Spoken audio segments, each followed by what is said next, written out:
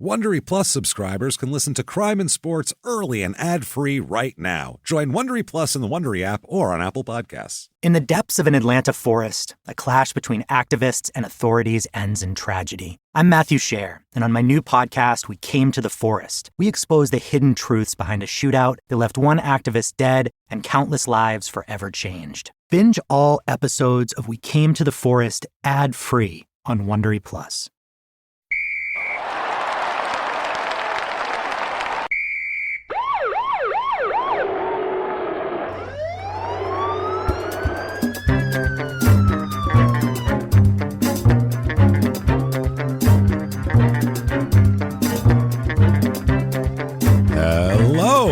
Welcome to Crime and Sports. Yay! Right on top of that one, Jimmie. Yay, indeed, Jimmie. Yay, indeed. My name is James Pietragallo. I'm here with my co-host. I'm Jimmie Whisman. Thank you, folks, so much for joining us. We are very excited today for a crazy, crazy episode. We're going to go... I love when we do the overseas ones about sports we don't know about, because the sports aspect is minimal, because we don't have like, I remember that time in '94 when I was watching that game. There's none of that could happen. So it's just basically us trying to feel our way through quicksand, and and it's always funny. So I do enjoy that. I want to thank everybody this week for your reviews. Apple Podcasts, that purple icon, those help a lot. Give us 5 stars or wherever you can rate and review. Do that. Helps drive us up the charts. Check that out. Also, shutupandgivememurder.com. Right now, head over to the site, because merchandise, there's merch everywhere. New stuff up. There's Mind Your Fucking Business merch up right now. Mind it. Mind Your Fucking Business. It's beautiful stuff. Sarah put together a bunch of different Mind Your Business. Girls and martini glasses. It's great. A bunch of different Mind Your Business related merch. It's on all sorts of stuff. Check that out. Check out everything. Get your tickets to live shows. My God, all of next year. The end of this year, too, 2021, and then all through 2022. It's fixing to get full. Live shows. So we can't wait. Come out and see us at one of those live shows and hang out. There's even a couple of Crime and Sports in there. I think the one in Phoenix might have some tickets left in Tempe. So hurry check and get that out. them. Get them now. I think it's in November. I'm not positive. November 19th. 19th. Well, look at Jimmie. He's on top of shit. Damn, look at you. I love it. Good stuff there. I just went to the club, and every person there was like, see you November 19th. So they're jacked to have us. I'm here? Yeah. Great. They're Thanks. excited to see us. Well, good deal. It's kind of our own club, so it'll be fun. Can't wait to do that. Patreon.com/crime and sports. If you're not signed up for Patreon, you're missing some seriously crazy things. So good. Something different every week. And the ones we just put up a few days ago, some very, very weird stuff and hilarious. First of all, we did the history of kind of a long, like old-timey history of drugs in sports. So good. Because people act like it's like this shit just started like now, or like new. In like 1988, the first baseball player did a line of cocaine and it went on. But this has been going on for 100 years, so it's pretty interesting to look back at that and figure it out. So we did that, and also we covered the downfall of the Hillside Stranglers. Which was crazy, because that's kind of the last couple things one of them did to get them caught, and what they did to get out, and the fact that one of the Hillside Stranglers almost got to walk away free. Literally, they knew he did it. They had him there, and they almost let him go and said, "Well, that's tough luck. Get you next time." Like, that's crazy. We'll get into all that. Multiple personality hypnosis. Too much. Imitations of Sybil. It's so much shit to get into. It's crazy, but we got into it, so check that out. Patreon.com/crime and sports. You get all of that, all of the bonuses from both shows. And, of course, you're a producer. So that gets you a shout out. And you matter to us. You matter a lot, and Jimmie's going to say your name at the end of the show. He's going to try to say it correctly. He's not going to, but he's going to try to. I'm going to work hard. That's how you do it. Patreon.com/crime and sports. And if you just want to be a producer, get your name mispronounced at the end of the show, and earn, of course, our undying affection and gratefulness, you can do that very easily at PayPal using our email address, crimeinsports@gmail.com. So, that said, let's get into this. Great. Okay, let's do this. Now, first of all, warning to everybody, we're recording kind of a few over a couple-day period here in New York, and so, we're recording this particular episode on the 4th of July, and it's in the afternoon. So, not that it's going to be dark anytime soon, but as the afternoon progresses, there's going to be explosions everywhere. And our studio's insulated. Very well soundproof. Well, yeah. Planes don't bother it. Big trucks can go, but it's fine. Yeah. But nothing set up to mask explosions. Like mortars from your neighbor are a little louder than a plane. It's going to be louder. So fair warning. And it's the East Coast. Yeah. You guys are so jacked about independence still. Well, I mean, 200 years post, and they're like, still jacked about it. It's a recurrent party. We do it every year. The West Coast seems like they could give a fuck up until about it's on fire. Yeah, also. That too. Yeah, but right up until like 11:30, nobody really cares, and then between 11:30 and like 1 a.m., it's bedlam. It's absolute. Phoenix, since they like kind of legalized some fireworks every New Year's Eve and every 4th of July. Yeah, if you go outside at 1 in, there's a smoke layer hanging 30 feet. It looks like San Diego at 8 a.m. It looks like pictures of Antietam, like from the Civil War battlefield, like post when it just got over. Just everything but the corpses. A 50-foot layer of gun smoke. Wild. It smells like gunpowder. That's it. But East Coast. So you won't notice. It won't like distract you. But if you just hear like in the background during a pause, it's probably might be that. Yeah. You won't bother. But that's what it is. It's not anybody like blowing their brains out in our facility. So don't worry about that. That said, I think it's time here. We have a very interesting story. It's an overseas story, and I promise I won't make up a childhood on this one because I'm not going to do it every time it's an overseas person. You'll never know when it's coming. That's the thing. That's why it's... Nobody will be fooled if it's every time. That's what I mean. It's he's going to make up a child. No. Boys crying wolf and shit like that. Nope, you never know. That's why you can believe that a boy beat a bear to death with a broken hockey stick for attacking his brother, because you've heard nothing but facts for the previous year before that. Now all of a sudden you're like, oh shit, wow, this is crazy. So we're going to talk about a man named Charles Zwolsman. Zwolsman. With a Z? Zwolsman. Okay. That's a lot of letters to only have 2 vowels. Yeah. That's just a lot. That is a 6-to-2 consonant to vowel ratio. Not a good one. It's tough, but old Charles here, he's born August 6th, 1955. Okay. And he's born in the Netherlands. He's Dutch. Yeah. And we've only had, I think the only other Dutch person we've done. It's a made-up story. Just the childhood was made up. Bernard Below. The rest of the whole story was true. His childhood playing with the wooden clogs and the tulip. That was one of my, I'm proud of that one. That's still. fooling you number one, isn't it? Yeah, that was the tulips, made into strings with the. That's a tulip that broke the camel's back right there. Oh, he was He wasn't. He was from Belgium, though. Because we said they sold Belgian waffles, and remember he had a Belgian waffle stand at the edge of a completely empty park, and it was just tough going. And people were like, "Wow, that poor kid." But clogs still came in. The clogs, his mother had to carve them. Carve them shoes, and they carved the tennis racket and made it from tulip twine, which makes it a strong tulip twine, actually, and. Were you sitting at 3 a.m. and go, what can twine? Tulips? I don't know. It starts with T? I definitely was sitting at 3 a.m. and I was like, I can't find shit on this guy's life. What the fuck, man? All I know is adulthood. I got nothing on the childhood. What am I going to say? And then I'm like, Jesus Christ. Why can't he have something ridiculous? And then it just started coming and I just was like, I'll do something like that. I didn't write any of it down. It was just a fucking, I wrote down Belgian waffles and I think tulip string tennis racket, and then the rest ridiculous. So anyway, this tulip, guy twine, tennis. They all seem to go together. That was it. I had 3 bullet points, and next thing you know, he has a childhood. We fill it in. So he's from I don't know how you say this, and I'm going to say it wrong. Oostzaan, Netherlands. Oostzaan. OOS. Mm-hmm. Very few words start with double O, first of all. OOSTZAAN. OOAA. Wow. So that's a lot. Oostzaan, Netherlands. So there's that. I know I'm not saying that correctly. I understand that. Are there marks over at least a couple of those vowels? I found I didn't find an umlaut in the whole bunch here. Nothing. And we do ask, as we do with all foreign, obviously, foreign countries and sports, to us anyway, foreign, we ask that you find our ignorance charming. That's always our standard request from everyone. So, Ustan, I'm like, where is he from, first of all? So usually when they're from here, if he's like, he grew up with a dirt floor in Mississippi, like, we immediately know what that looks like and what that is. If I say he's from Ustan, you go, what the how many fucking letters are in that?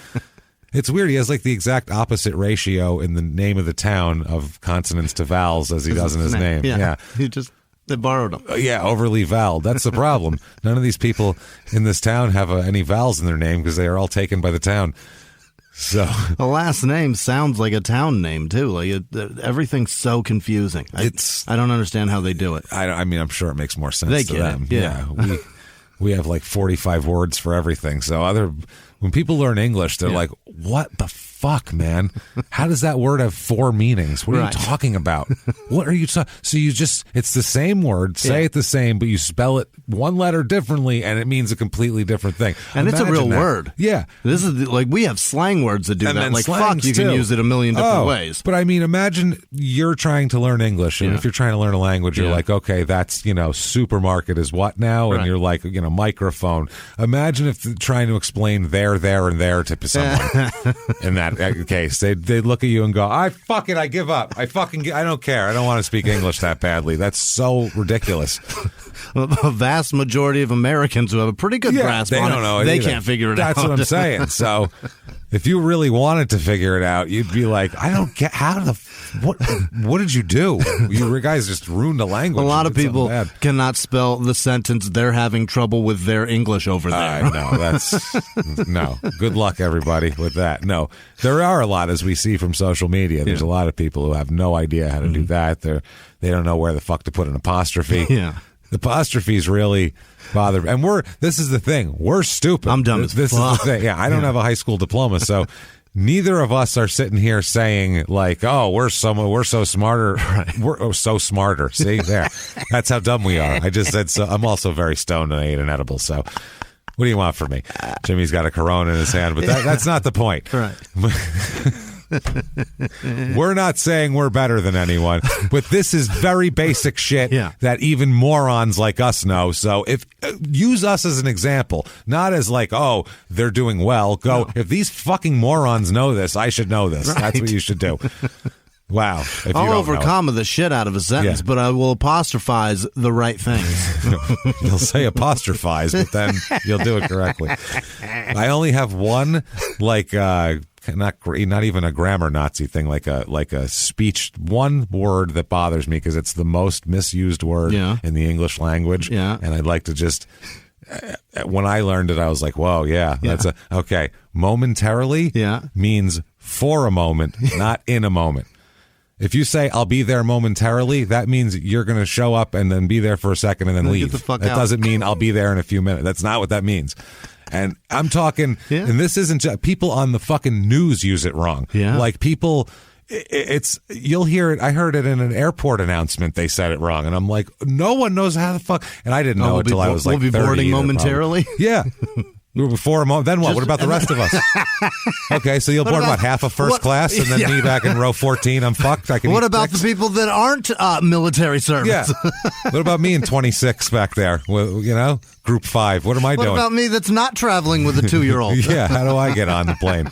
Because that's a short time to fucking board for. There's 300 people. I don't think we're going to get in all in a moment. You should keep boarding open longer. Obviously, that doesn't matter, but it's one of those things. Once you hear it, then you can't unhear it. And every time you hear it, you go, why are you doing that? You're dumb. He's saying it wrong. Not even you're dumb. It's just, oh, God. Why do I have to know this? So it bothers me. It's not their fault. I didn't know it till I was probably 32 years old, so I don't know. Anyway, Ustan, Netherlands, is apparently, together with Westzaan and Assenfeld, they have the word ass in so many words over there. It's really hard for an immature comedian to see the word ass in every town. Assendelft, which is so much like Assenfeld. Felt my ass. It's so easy. It's hard not to. They're considered grab ass happening. There's so much grab ass happening. Well, I mean, it's they have the red light district. They do. There, so that's legal grab ass. I believe it's Assendelft Street for a few bucks. For a couple of bucks.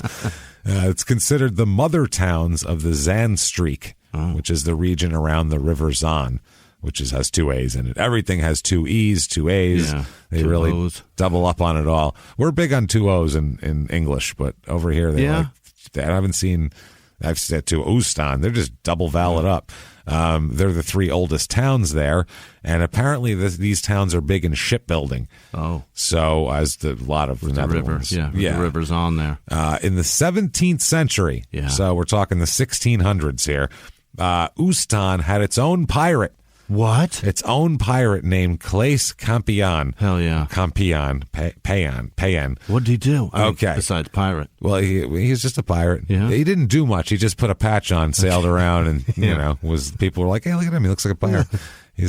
He originally sailed from the Netherlands as a legal pirate captain, which I didn't know if that existed. What? It's like being a legal cocaine impresario. Like... I'm allowed to steal all of your shit on License the boat. To sell cocaine, everybody. Back up. Legal pirate in possession of pirate letters. I don't know what that means. He's the mail pirate. The mail pirate? Oh, there you go. Pirate mailman. There you go, everybody. He's like the guy in Funny Farm. Yeah. Just a long time ago. Drunk and throwing shit off the boat. Yeah. Mail flying out the window. Hope you got a net on that boat. Jesus Christ. So... he soon began to raid ships just to do it, apparently. And then this was from the English Channel all the way down to the Mediterranean Sea and the Atlantic coast side of the continent of Africa as well, just all down from Europe all the way down. And even into the Caribbean. He crossed the fucking ocean, for Christ's sake. Sick. This guy. He apparently, and I just love the way this is said, so I have to say it, he liquidated the booty on the coast of Ireland. Sounds like something Too Short would say. That's liquidated that booty. Well, that's an enema, liquidating the booty, I believe. Yeah. But you could liquidate that booty. I think that's got to be a lyric somewhere. Yeah. Tweet at us or something at us if you would, if you know what song has the lyric "I liquidated that booty," please, because I'm sure it's somewhere. Yeah, it's got to be. So the coast of Ireland and also on the Barbary coast, which is apparently it's beauty, isn't it? I think so. Yeah. I don't know. It's a good place to. Sounds fucking rad. It's a good place to do pirating. Yeah. Apparently, a street in Ustan is named for this guy. Wow. So he's like a local hero. Pirate got a street name. Yeah, certain areas have like pirate where there's certain like pirate heroes, like the whole like buccaneer thing is based on a fucking legend of a pirate guy who's whatever the hell. So the Jolly Roger was a boat that a pirate sailed on. I don't know which one. I don't know. Well, no, or was that Captain Hook's boat? It might have been. I don't know. I remember it was a Garbage Pail Kid at one point. I think it was Captain Hook's boat, to be honest with you. So we're just talking about Dustin Hoffman now? Okay, never mind. Cartoon Captain.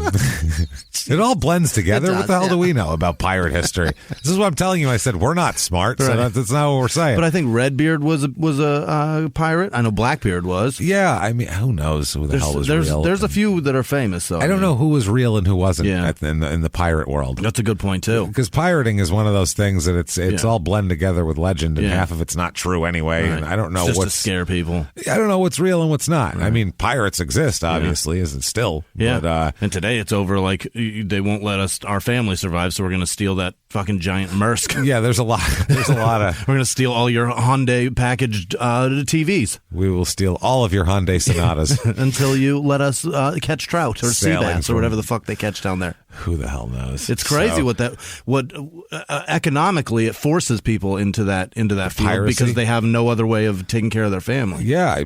I mean, how the fuck do you have a boat then to go pirating? It's not really a boat. It's a fucking skiff with like a lawnmower motor. Yourself against that. Yeah. No. They generally those boats don't. Just get like a javelin and just poke them away. Push them off. Yeah. Just get a big long stick. Get out of here. Throw a cinder block in the floor of it. You push them away. They go. And they come back with their outboard motor, their 4 horsepower. Fucking Evinrude. Nope. You push them back. They keep coming. Their fucking trolling motor. Yeah, that's what it is out in the ocean. Giant boat. Yeah. A big stick. Come on. No. Stop. No. We said you can't. No. Get back. I'm surprised. I mean, that's interesting. I don't know. I know nothing about pirates. I've just seen it's just a load of socks anyway. Yeah, I didn't even see the Tom Hanks movie. Like I don't know. That's generally. I mean, they have AR-15s on those little skiffs. Oh yeah, no. It seems like they're formidable foes. They're not a guy floating up on a. The big boats. Those people just have like a pistol or whatever to fend off whatever. Yeah, I don't know if it's for sea life or for people, but they don't have like armories on those boats. And they should have like a guy, like a missile guy. They ought to. Yeah, you might want to have a bodyguard. Like one torpedo guy on the side. Torpedo. He goes underneath the hatch. Explode a fucking skiff. Hey, locked and loaded, sir. The ocean has different rules. Fire at will, son. Jimmie, there's different rules on the ocean. It's just two guys with a fishing pole. Fire at will. Hey, you know what? On the ocean, things can happen. Burn the ship. Fire. That's right. Send them to Davy Jones' locker. Go Yosemite Sam all over these motherfuckers. That's what I'm talking about. Because not only them, anybody you don't know on the ocean, people could make you sink. This isn't the road where they could bump into you, pull into a gas station and figure it out. You're on the ocean. You can sink. You come near me. Yeah. I'm poking you away with a big stick. If that's not enough, I don't care. Let's get the missile guy working. I don't know how strong the walls are of those giant ships either. It seems like it'd be pretty easy to puncture them. And missiles. One hole, you know what I mean, in a giant ship. Yeah. I don't care how little it is. That's taking on water. Yeah. That's a problem. It's a lot. Yeah. So just a little, not a giant missile, just like a little missile. Just a little guy. You don't need a lot for it's a boat. It's, right. You know what I mean? It's a little skiff. Yeah. So it'll just one hole and they're fucked. So I don't think those things have like bilge pumps or anything. I think it's just a little steel boat. It's a one missile job. Yeah, it's all it is. It's very easy. So that's all. I don't know. To the depths with you. If you're trying to survive, I'm just here out on the ocean. It's I said release the Kraken. Go. Yeah, that's it. Jesus Christ. Fire it. The fuck. One missile called the Kraken. That's it. The other one's called Nessie. Yeah. Have two. No, that's all they got. Two missiles. One for each side. starboard. Yeah, that's it. That's all. See, I don't even know which side is and which. the other side. And the other side. Port. The only thing I know about boats is from watching Below Deck, so it's not very much. I don't know. I know port and starboard. Don't know which side is which, and I learned it from Captain Ron. I know Captain Ron and Captain Lee are the only people that have ever educated me on anything. Captain Ron said it a couple times, and Captain Lee yells at people and fires them once in a while for that. I don't know. I assume I'd get fired very quickly on a boat. Go to that side. Which side is that again? I've told you. It's the fucking second week, man. Walk the plank. We don't know. Drop him off somewhere. So they fuck. I can't walk the plank. Shit. I don't know which side it's on. I don't know which side it's on. Starboard shit. Can we just say left and right? You want me just to jump off? Tell you what, I'll swim back. The back of the boat is the stage, so just do like stage left, stage right, and then I'll know. And the whole rest of the boat we'll call a stage. That way, if you say right, I'll know to go to my right if I'm facing the front of the boat. The rest of the boat showroom. That's what it is. That's what we're talking about. Tell me. Is it a house or stage? What? You talk starboard. I don't know those words. House or stage. I know that one. Someone says, exit stage left. I know where to go. I know that shit. If you told me go to what's the other one? Stage right. Oh, starboard. Starboard and what? Port. And the port. Yeah, I don't know where I'm fucking going. The port sounds like it's underneath. Like there's a port to the water. Like and that's where you a silly drain. Name for them because port side. Don't they port on both sides of the fucking boat, or did you only do that at some point on one side of the boat? I've seen boats go in the back in sometimes. I see them pull up on both sides. The sides look the fucking same. They're matched. It's symmetrical. It's a fucking boat. It's not like one side's got a big staircase and the other side's like a wall. It's a goddamn boat. There's no house. Air steps or air slide that comes out of one side that we get off this motherfucker. We are way off base. Yeah, we are. This is what happens. Sailing. This is what happens, Jimmie. This is what we do. You know what? I don't care. Yeah. I'm enjoying myself. For us. And today is, we're having fun. Yeah. And we're going to do this. It's a celebration. Yeah, it's a celebration, bitches. So anyway, there's what are we talking about here? Ships. There's ships here. Yeah. There's ships. Zwolsman is born as the third child of his dad is an employee of the Dutch shipbuilding company. Holy fucking shit. I don't know how to say it. Okay. Ship company, holy fucking shit. Dude, holy fucking shit would be a more reasonable ship company name than what they have here. Nederlandse Dak een Schip Svomotskapij. Sounds like we just slowed your voice down. Yes, and I had a stroke right before that. Tried to say a word and then you slowed it down. I'm going to spell this out for everybody. You sound like the lady at the Oscars. Word 1. Yeah. Nederlandschen. Okay. Nederlandsche. Yeah. Word 1. Word 2, DOK. Ooh. Word 3, EN. Okay. Word 4. This is where it gets complicated. SCHEEPSBOUW. You can't put the B there. I don't know. Yeah, I don't know how that B goes there at all. Sheep's bell? That's what I mean. That's how I said it. But and then the last word, MAATSCHAPPIJ. No. What the? That sounds like you let your kid play with your keyboard and he just went like that. Across it. Yeah. And they're like, whoa, you don't put two P's and a J that close together. That's weird. So. Very strange. Anyway, that's who his father worked for and apparently did very well. He was like an employee that worked there for a long time. So, and this is a big shipbuilding community. So it's like a hot shit thing. He's born, like it said, 1955. His father is a cousin of the project developer, Reindeer Zwolsman. Yeah. That's his cousin, whose name is Reindeer. Very festive. This guy worked all his life at the shipyard, and so he got the father. It's nepotism here. He got the father a good job, and the family is very comfortable, like longshoreman. Yeah. He's he's up in the high up. He's like the union rep here, so he's taking a bribe or two. So Charles is there. There's 4 kids total. He's third. He's known as a very sensitive boy who's got frail health. It all says everywhere. He's known as a frail, sensitive boy. He's the sickly boy. He's the sickly. No, Charles can't come outside. He'll get hurt. You know that he can't play soccer with the other boys. It's spring.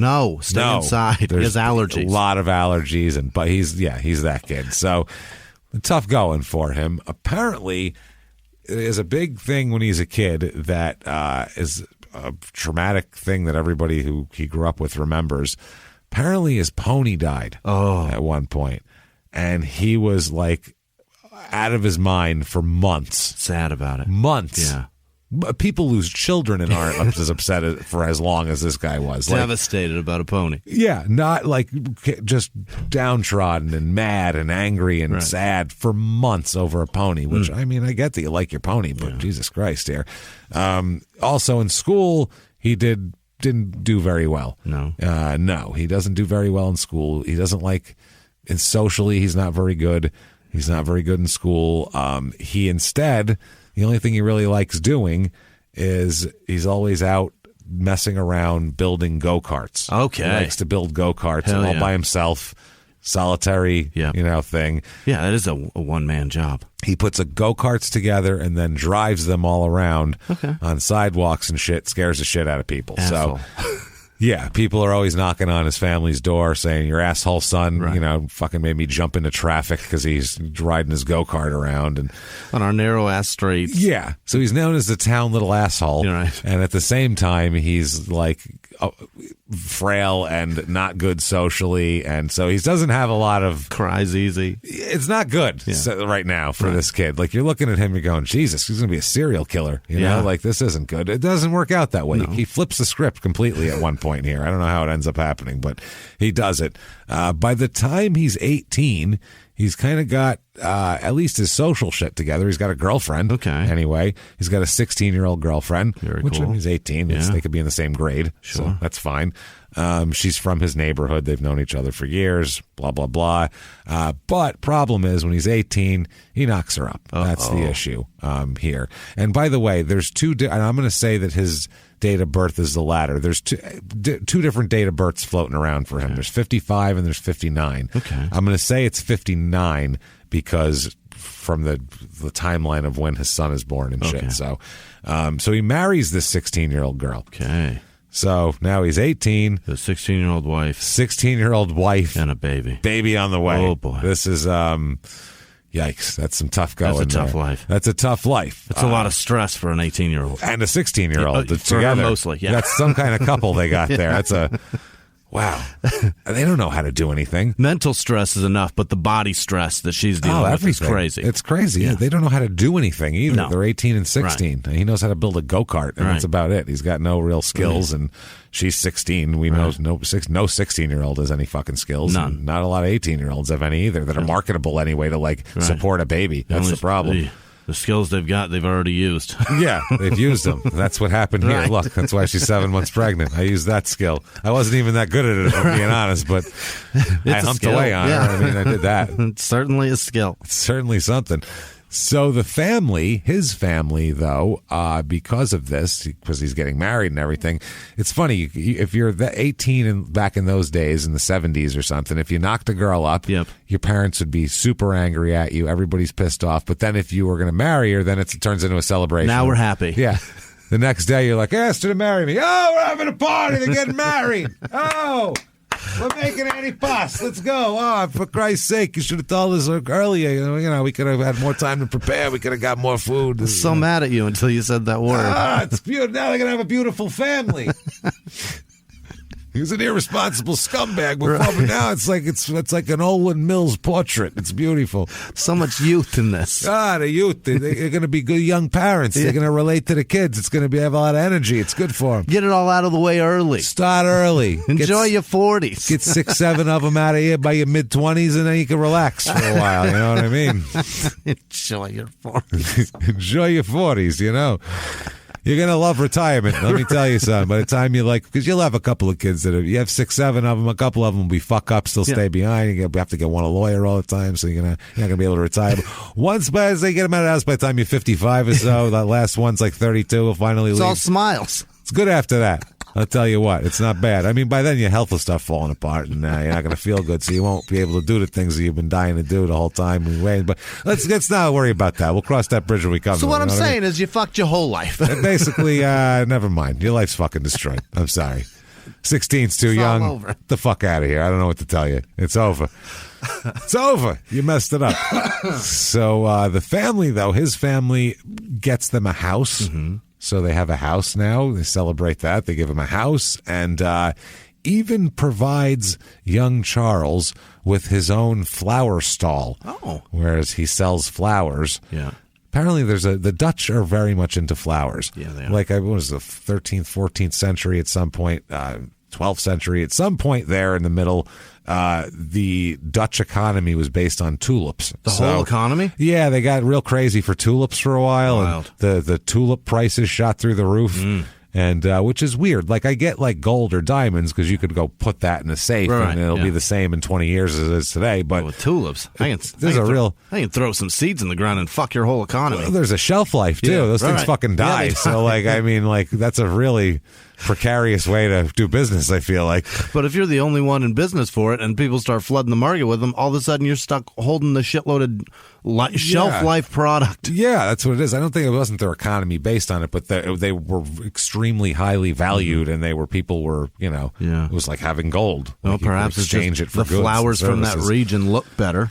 I don't know. I don't know how it works, but however it works, they were really into them. So flowers are a big deal up there. They know they have fields of shit up there. They're known for flowers there. I don't know. Italian grapes make wine so much better. That's a good point. Italian wine is fucking rad. It's very good. Italian wine and Napa wine. The French seem to have some good grapes. They seem to figure it out. Yeah, Northern California has good grapes. Fucking Oregon makes a Pinot Noir. That's a bastard. Yeah, really? Yeah. It's First Leaf. Try First Leaf. I'm into it. There you go. All right.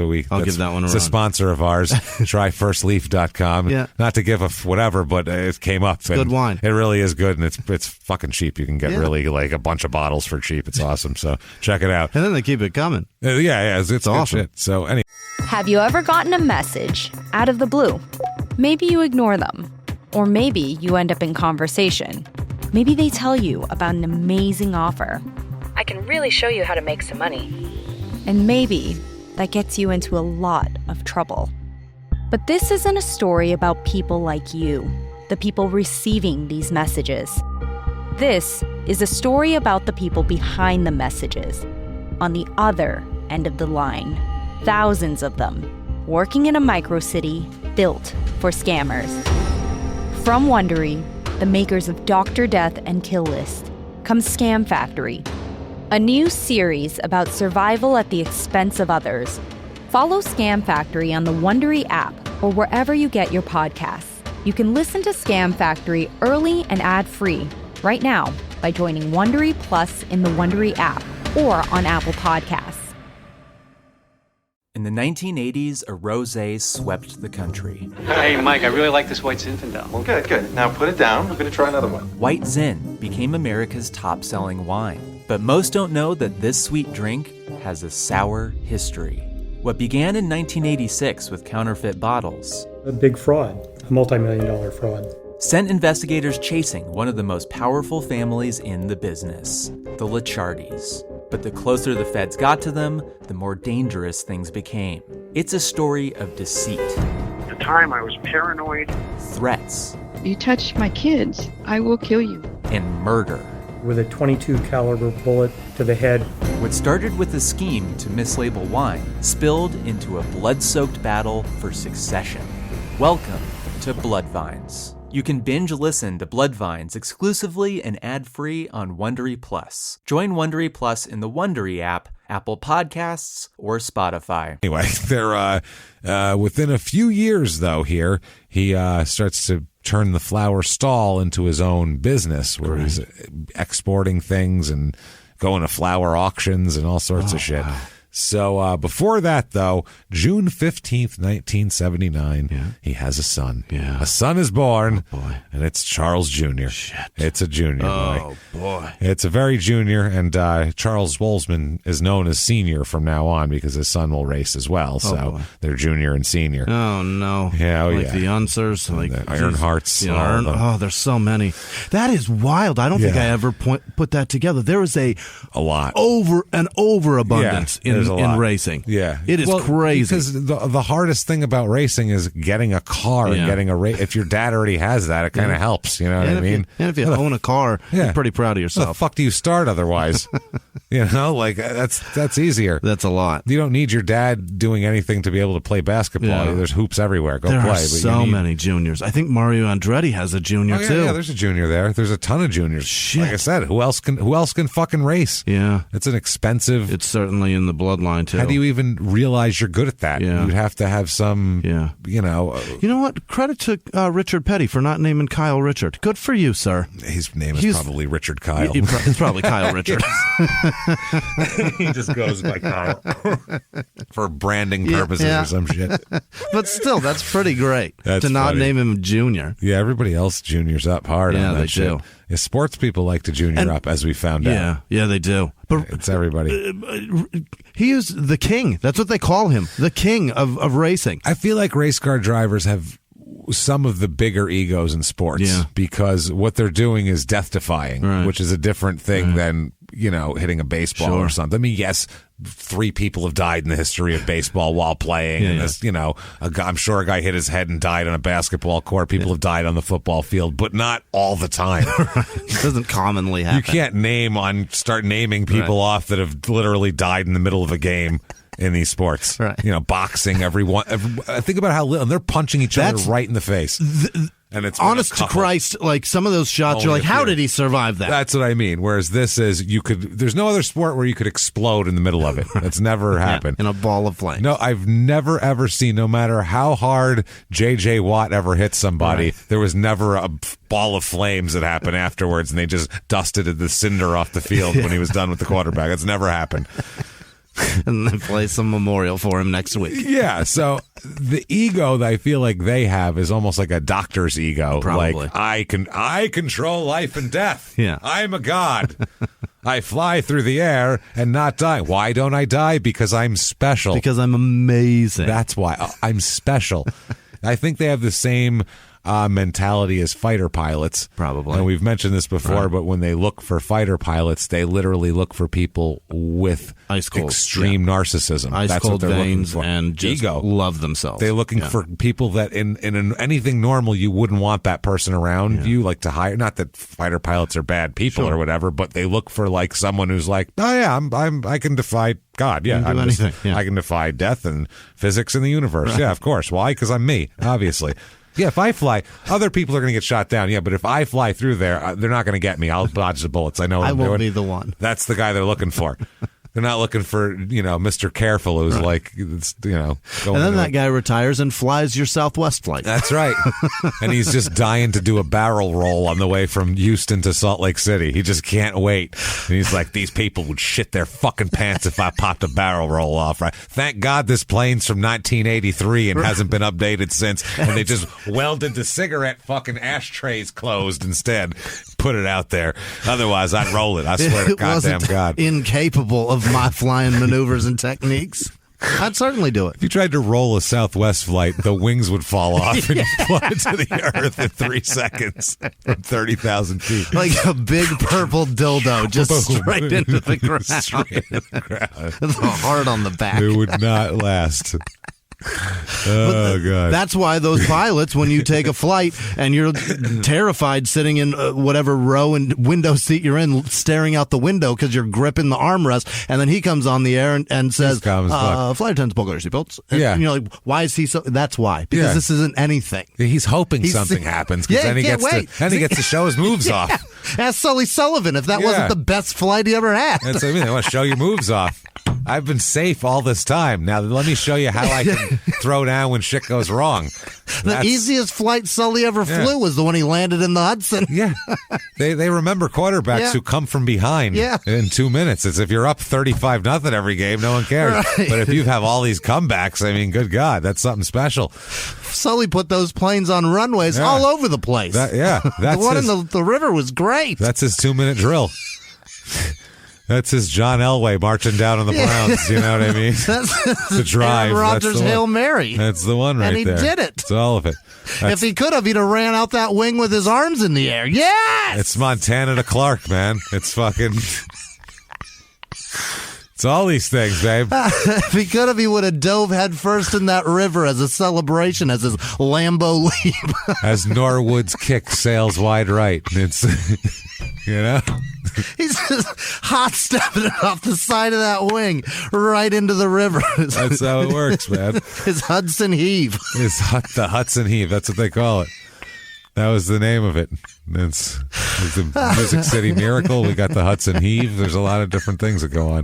But that's what you got to show off your skills. Yeah. That's how it works. So anyway, he has Charles Jr. He's selling flowers.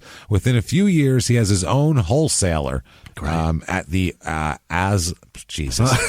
Alsmere flower auction. Okay. And he's going to be involved in the exporting to Germany from these flowers. So he's exporting flowers. He's got a whole thing going on. And with the money he earns from this, he starts or continues to put a little money into cars here and there. Because since the mid-'70s, since he was a kid and he was putting carts together, he has, and in the late 70s when he was, had his business and everything, he's been interested in racing and he wants to race himself. Like he wants to build a car. So a lot of these guys started with like little cars like that. Yeah, little circuits, and you build your way up. And so he puts a little money in and does his first couple races on the Zandvoort circuit here. And they said they considered him to be kind of just a middle of the road guy. His car wasn't the greatest, but and he wasn't like, oh, look, nobody was laughing at him. Yeah. So he was doing fine.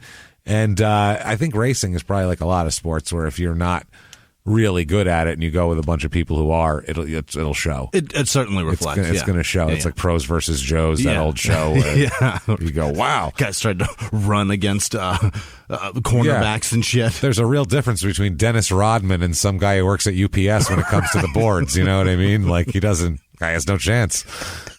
Dennis isn't even trying. He's texting someone, rebounding with one hand as you're sweating and blowing your Achilles out, trying to fucking dive for the ball. I don't understand. I move refrigerators with my hip. I'm trying so hard.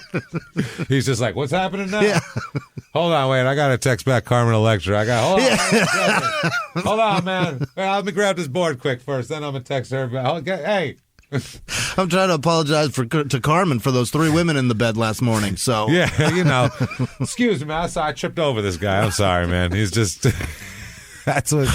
Yeah, it's ridiculous. So anyway, he's racing, and the racing is taking up more and more money. Yeah. So rather than reinvesting in his flower business as he was earlier, he's actually spending money that he should be investing in his business and that he should be spending on his home life into racing. Wow. So, I mean, to try to finance your own race team based on you working 9 to 5 and putting together a flower wholesaler, that's a big ask. That's a lot of money. That money doesn't stretch with cars either. No. That goes fast. Racing is like stock market people and drug dealers and things of people who have ridiculous money that that no one has time to earn. Sure. It has to be money that's well above what you deserve because it's so silly that you didn't have time to earn it. A corporation like fucking GoDaddy or Castrol or some shit like that. You have to be making other people's money. Right.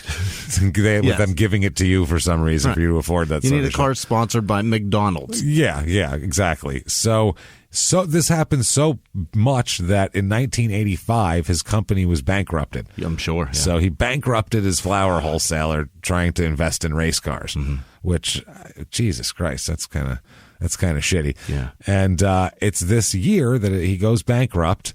And so the business is fucked. Yep. He has no money now. He can't race at all. And then his dad dies as that year. So that's going bad. If that's not a bad enough year, bankrupt business, no racing, dad died, then he breaks up with his wife later that year as well. So 85, a bad year for Chucky Z here. Yeah. Not doing well. Bad stuff. So he's still hanging around racetracks, though, and, just hanging around. All the people know him. I don't know if he's helping. I don't know if he's in somebody's pit or what the fuck he's doing, but he is asked by somebody at Zandvoort, I guess it's a race circuit there, racetrack, if he wants to take care of something and earn a little extra money, which sounds like a good idea. Sure would love money. Yeah, I'd love money, and this is cool. I'm at the racetrack. This is where I want to earn my money. They said nothing to do with cars, though. What it does have to do with is a shitload of hash. So we're going to be smuggling that. If that's possible, if you could help me out with that. Moving hash would be that'd be great. So he says sure, and he doesn't really get to do it very much, but within about a year of this, he is arrested on his way to England with, Jesus Christ, 2,000 kilos of hash. That's a lot of hash. That's a shitload. That's not like in your asshole. No, that's like not in that's a backpack. in a semi-truck. Yeah, that's a truck. lot. That's a truck full. Fuck. The 2,000 a kilo is 2.2 pounds. That's so much. That's a shitload. That's 2 cars. Yeah, that's a lot. So that's a semi-truck full of hash, basically. So I don't know if that sounds like in Narcos when Pablo Escobar's running shit and he just starts threatening the military guys, saying the names of their family and shit. Like, I don't know if he had that arrangement or thought he had that arrangement going or what, but that's so much hash. I mean, I don't care how well that's wrapped. Yeah, you can't have tons of hash and not smell it. A, it smells. B, you'd have to compress that down so hash, far. So it's very. It's got to be about how concentrated. Well, hash is very concentrated. Yeah, but it's got to be a dense ass brick to be able to put that many in a for marketing and packaging. It's going to be bricked anyway. They're going to brick it. And how big is that still? It's a kilo of that. It depends on what kind of hash. That's bigger than a building brick. Well, because you have hash that's more of a gummy substance. You have hash that's more of like an oily kind of flaky thing, almost like kind of how opium is. And then you have hash that is more. You can have hash that's like bubble hash now. That's like. Crumble, granulated. Yeah. It's like sugar almost, or finer than that even, like flour. So either way, that's way too much. It's a lot in the hash. There's a lot of different ways to do hash, and back then there probably wasn't all those. Probably not so many options. I think it's compacted bricks of the. I assume like the kind of the tarry shit, basically. So this isn't great for him. Not a good look. He's trying to have a career in a reasonable, respectable business and be a race car driver. Legitimate, at least. So I don't fault the guy. No. But you got to know you can't smuggle things in other countries. He knew the danger. That's that's from like anybody that gets caught on our show that has like weed and they have it like at their house or they're driving somewhere and they have whatever. I'm like, I don't fucking care about that. But I know I'm not taking tons of hash across a border. No. I know better than that. I know better. And smuggling what is that? Intercontinental? No, international. International smuggling like that. There's a difference between like taking fuck books. Taking fuck books into South Korea because they're not allowed to have them. You know what I mean? Or North? Is it North? No, it's North. I think you can whack it at will in South Korea. I think they make a lot of Samsung shit there. So they probably want everybody to be whacking it. They'll sell more electronic products. But smuggling a fuck book into North Korea is one thing, but smuggling drugs anywhere is crazy. Yeah, it's not even good. Masturbation's great for the electronics market, but this isn't going to help anybody. No, I get what you're saying. Totally, you're right. In some repressed country. Yeah, totally, some repressed ass country. So this is crazy. So he's got no more flour business at this point. He was smuggling hash in refrigerated trucks, first of all. Wow. From Morocco to the Netherlands. Okay. So he was having them, because you can kind of drive that. So he's having them come in all the way from Morocco, North Africa, all the way up to the Netherlands. And then he was, working it all out there and getting it and packaging it up and then sending it to England where it'll sell for a lot more. Fascinating. So, it's a decent so decent many countries business involved. But very risky, it seems like. You're smuggling it like 20 times by the time you get up to you're going through so many countries. And starting in a country that's already got smuggling issues and they're very well known. Oh yeah. Going through a country that loves drugs. And then anything coming out of Holland is extra looked at because that's checked. the country where drugs are legal. They know. They know. They know what's up. So he would smuggle it there. This grew rapidly. That's how this whole thing happened. The thing blew up under him because it's weird. People like drugs. It's very fascinating. Strange that people seem to enjoy hash and weed products. It got bigger than he thought it was going to get. People like being fucked up. Crazy. Weird, right? Strange. And it kind of makes sense, too, because what was he doing before? Yeah. Bankrupt. No, wholesaling flour. Right. What's weed? It's flowers. It's the same thing. He was buying plants, selling them, exporting them to other countries. It's the exact same business. On a spreadsheet, it's the exact same business. Right. Exactly. You're Works looking exactly at it the same way. Exactly the same way. It's just not legal. But if you replace tulips for fucking purple haze or whatever the fuck, your distributors just have dangerous nicknames. Stick. Yeah, it's all the same shit. It's all. It's not some lady named Mary. It's a guy named Mary Jane. Mary Jane. Right. So there he goes, though. But it makes sense, though. He did what he knew. Yeah. So with refrigerated trucks too. That's clever. That was clever. Well, keep it. Yeah, it's hot. He's probably got those for the flowers. Yeah. It's probably. Mm-hmm. There you go. So at the height of the whole thing during this, he had about 60 employees doing all this shit. So I mean, he has multiple countries. He's got a big network at that. Right. That's a lot. Yeah. That's big, man. I mean, fuck. Yeah, mob crews don't have 60. A whole family might have 60 people, but not it's a lot. So he denies to the court. He goes to the court, to the Alkmaar court. 2 A's, of course. Words. Alkmaar. Yeah. He denies to the court that he is a professional drug dealer. He said, this isn't my business. I'm not a drug dealer. I don't have, he had a lot of money.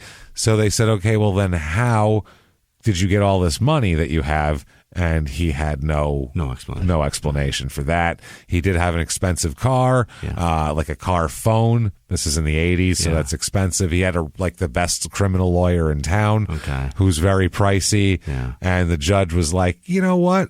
I think you're a fucking liar, and I think this is your business because you have a shitload of money and you can't tell me how you got it. So this isn't your first time. He tried to say I never did it before, and I was just a innocent person that's I ended up talked me into it. I gave it a shot, Judge.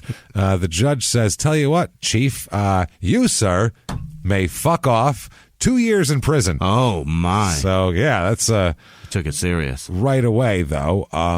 But a part of this is he ends up getting some of it suspended and turned into probation. And then during the appeals process, he's allowed to be out. So he's not in jail yet. Okay. He doesn't actually serve time for this. None of these 2 years? Not for a while, anyway. So instead, what he does do, though, is develop a race team. Yeah. So wonder how he did that. He's got fucking Ferraris. He's got all this shit. He's the guy. He's the head of the race team. He completely funds this entire race team. He races a lot of the times under an alias, Charles Zwolsman, with 2 N's. Yeah. So he doesn't want to say who he is because everyone will connect it to drug dealing. So he just pretends he's somebody else and funds this race team. Yeah, in 89, he ran a couple of races. In 87, 86, he had a couple also, but then he got busted. 88, there's no races. Okay. And then 89, he's back racing again. Fascinating. It's fucking wild. Is he winning? He has like one career win that I could find anyway. But I mean, he's in the races. He's doing like one here. What the hell is this? I don't even know where the fuck this is. Oh shit, I don't know what it is at all. Either way, he doesn't finish. He comes in, but he comes in 6th, even though he didn't finish. And he competed in the World Sports Car Championship in 1991, finishing 6th overall in the driver standings and running his own team with a chassis. His teams had Spice Engineering chassis. Whatever the fuck. That's some company that made the chassis that the car snapped onto. I don't know if that's good or bad. I'm just saying. Spice. I don't know. Spice. He was running. Fascinating. That's another word for synthetic weed, but yeah. That's a thing that goes along with weed. It's all weed for this guy, I'm telling you. So he runs that car in 91 again. And then in 92, he picks up this Lola T92. You know the Lolas, what they look like? Sure. They're like the supercars, like little Indy car looking thing. So he picks up one of those and doesn't do very well in a race with that. I think something happened to it or some shit. But his Euro racing team finished 5th in the whole season, apparently, in the championship. And then the series folded the next year, so he couldn't get any traction on that. Yeah. I don't know how many teams there were in that. Also, might have been 6. I'm not sure. From 90, 91, 92, he competed in the 24 Hours of Le Mans, which is, we've talked about that before. Several of our racers have been involved in those. Cars.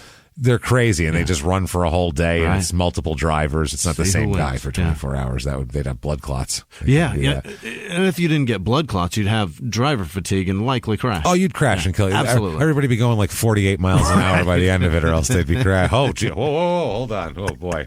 Man, keep my eyes off. This is tough. Kick that Tesla autopilot on. Yeah, there you go. Let me kick back for a minute. Is there cruise on this thing? My leg is sore. I got a snooze. So he enters that. In 92, he has the best result there. He also competed in Inter-Serie, winning one race. That's where he won a race, and he finished 10th in the driver standings. The 24 Hours of Le Mans that I found here, there's usually some years there's 50 cars. Oh, it goes down every year. The 91 there was 50 or 90 there's 50 cars. 91 there's 38. 92 there's 30. Really? So yeah, they finished 45th or 31st in 90. Finished 31st in 2000 or 91 as well. 2 years in a row they finished 31st. Less cars, same place. Same place. And then the next year, 92, they finished 13th. Oh. So look at that. That's with the Lola car. The other one was with the Spice there. Got it. They finished 270 of 352 laps. Okay. The other years, they finished 255 the first year, only 72 the year before. Ooh, it blew up early. Of 363. Yeah, they had engine problems. So that's what happened there. So he's a respectable racer that's, not looked at as a joke, not looked at as just some... Because there's some of these guys that just don't know what they're doing. They just buy their way into things, and they're kind of a joke. And he's not considered that. He's considered a legit guy. This is kind of what he wanted to do with his life, other than getting arrested and shit like that. Yeah. And you know what? Grace. There it is. This is Grace. Post an arrest. This is Grace. It's doing well. Yeah. He's doing really well. Well, post an arrest, but I mean that was a bump in the road. He had some hash. Yeah. He could claim he was naive. It's my first time doing what I got to do to survive. I mean, I'm 30-something years old, and this is my first time getting arrested for anything. So I mean, come on, I'm innocent here. But you can get away with that bullshit the one time. Right. Problem is, while he's racing and going to different countries and doing all of his thing, in '91, about May 1991.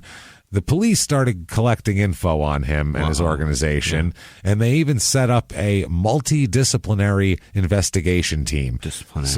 Multiple districts, multiple different forces, multiple countries even started having a team to all team up and see what this asshole's doing. See how many times his passports run through their system. This is not good. No. For a person. You don't want this happening to you.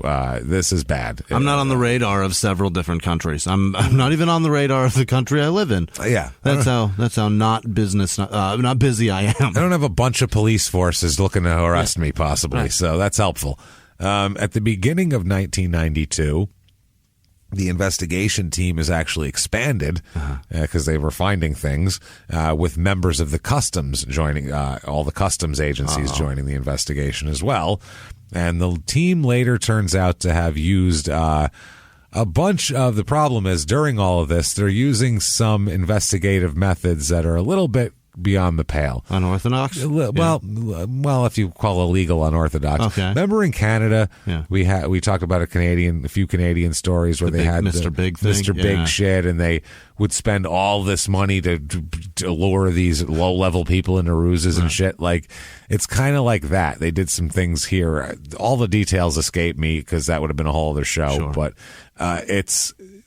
there's a few other guys that got busted all around that were like, they had these still frames from them in hotel rooms, but basically it was what we would consider entrapment. Yeah. The whole setups were. Sure. So I don't know if they have that in Holland.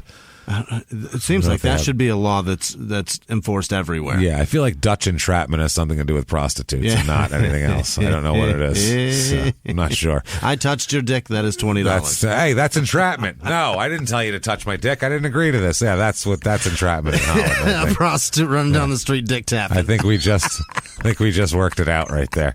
$20. $20. Taking a small what? claims. Hey, I didn't even get to. I didn't. Nothing happened.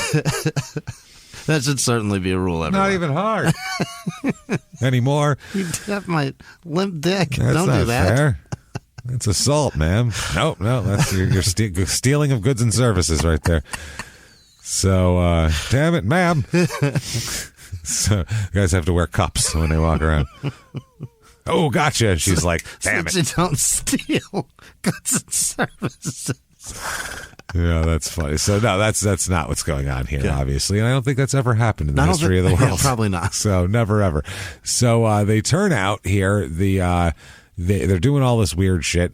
They're discussed. There's a whole committee later on that investigates the methods used by Dutch police to bust drug dealers and all this shit. But he's still driving. He's doing his thing. I found a race here in '91, October 13th, 1991, where it's in Del Mar, California. Oh, and he's in it. And because he comes over too, he sets up a deal in California where he brings cars over here. He does races over here. He's got a race team. It's an international race team. Wow. It's pretty wild. So in this race, he comes in 9th that I find here. He comes in 3 spots behind John Paul Jr. What? Who, if it's a blast from the past for our longtime listeners, but I want to say around episode 30, we did an episode on his father, who is still on the lam, and there's still multiple women missing as well in his wake, which he's on a boat, so that kind of makes sense. Makes sense. And that's a very interesting story, and you'll hear a lot about John Paul Jr. as well. One of those episode, victims, or not victims, family is still looking, and actively upset still. Yeah, they've asked us for help multiple times, and unfortunately, this is another quick sidetrack, but we've gotten asked. We appreciate the hell out of that you guys would trust us with with the thing that hurts you, and trust us with anything, but we can't find anybody. Never. Like we have no skills in that business, and we're not saying that to don't bother us. We're saying that to give you someone else will don't waste your time, because we If we could, we would. Sure. If we had any connection to it, we would do it in a heartbeat. But we just have we don't have like any kind of connections. We're not investigative journalists. We're not going to. In a moment where time is scarce, don't waste it on us. No, that's all we're saying. Yeah, because we've had people listen. My sister's been missing. Do you think you guys could like? I can't find my own kids. Yeah, they're missing. Like my sister's missing for 8 years. Can you help me? And I'm like, I mean, I can tweet some. I can tweet out your thing to look for, but I can't. There's nothing. No, I would not know anywhere to start to find your sister. Like, she's I not would love here. to. I don't have her. I don't see her. Yeah, I haven't seen her. I can tell you whether I've seen her or not. Other than that, I'm not sure. My daughter walks out of the room and I almost want to put out an APB. I haven't where seen is she? her. I lost her. I'm not positive where she went. So, anybody know? So he attempted again. He completes. He does all this shit. Does it 24 hours of Le Mans. He does it multiple times, as we said. Three times here. He also hired a bunch of good people. He hired a guy named Stefan Johansson. Yeah. Tim Harvey, who doesn't seem like he's Dutch. It's a very normal. Sounds like one of the blue collar guys. Yeah, no double any letters or anything like that. Yeah, Tim. Tonight, Jeff Foxworthy. We got Bill Engvall, and also making his first appearance on the tour, Tim Harvey. Everybody, give it up for Tim Harvey. Woo! How y'all doing tonight? Don't worry, he's got a dumb saying too. How y'all doing tonight? Well, polish my moonshine jar. You got some shit going on there. He's using fucking old man jokes. What the hell is the one I told you about that I heard that was the worst old man? She's so ugly. You stuck her out in the field. The crows be bringing back corn they stole 2 years ago. Let me tell you what, buddy. Woohoo! Ding ding diddly doo. Polish my moonshine jar, buddy. Tim Harvey's here. I'm Tim Harvey. Boy, that Jeff Foxworthy is going to be great later on. Tim Harvey opening the show. Opening up the show strong. Doing 20 strong minutes. Follows my moonshine. There's your sign. You know you're a redneck win. That's right. Everybody, buy the poster. We got posters out there. Oh, Jesus Christ. Extra $20, Foxworthy will sign it. Fuck.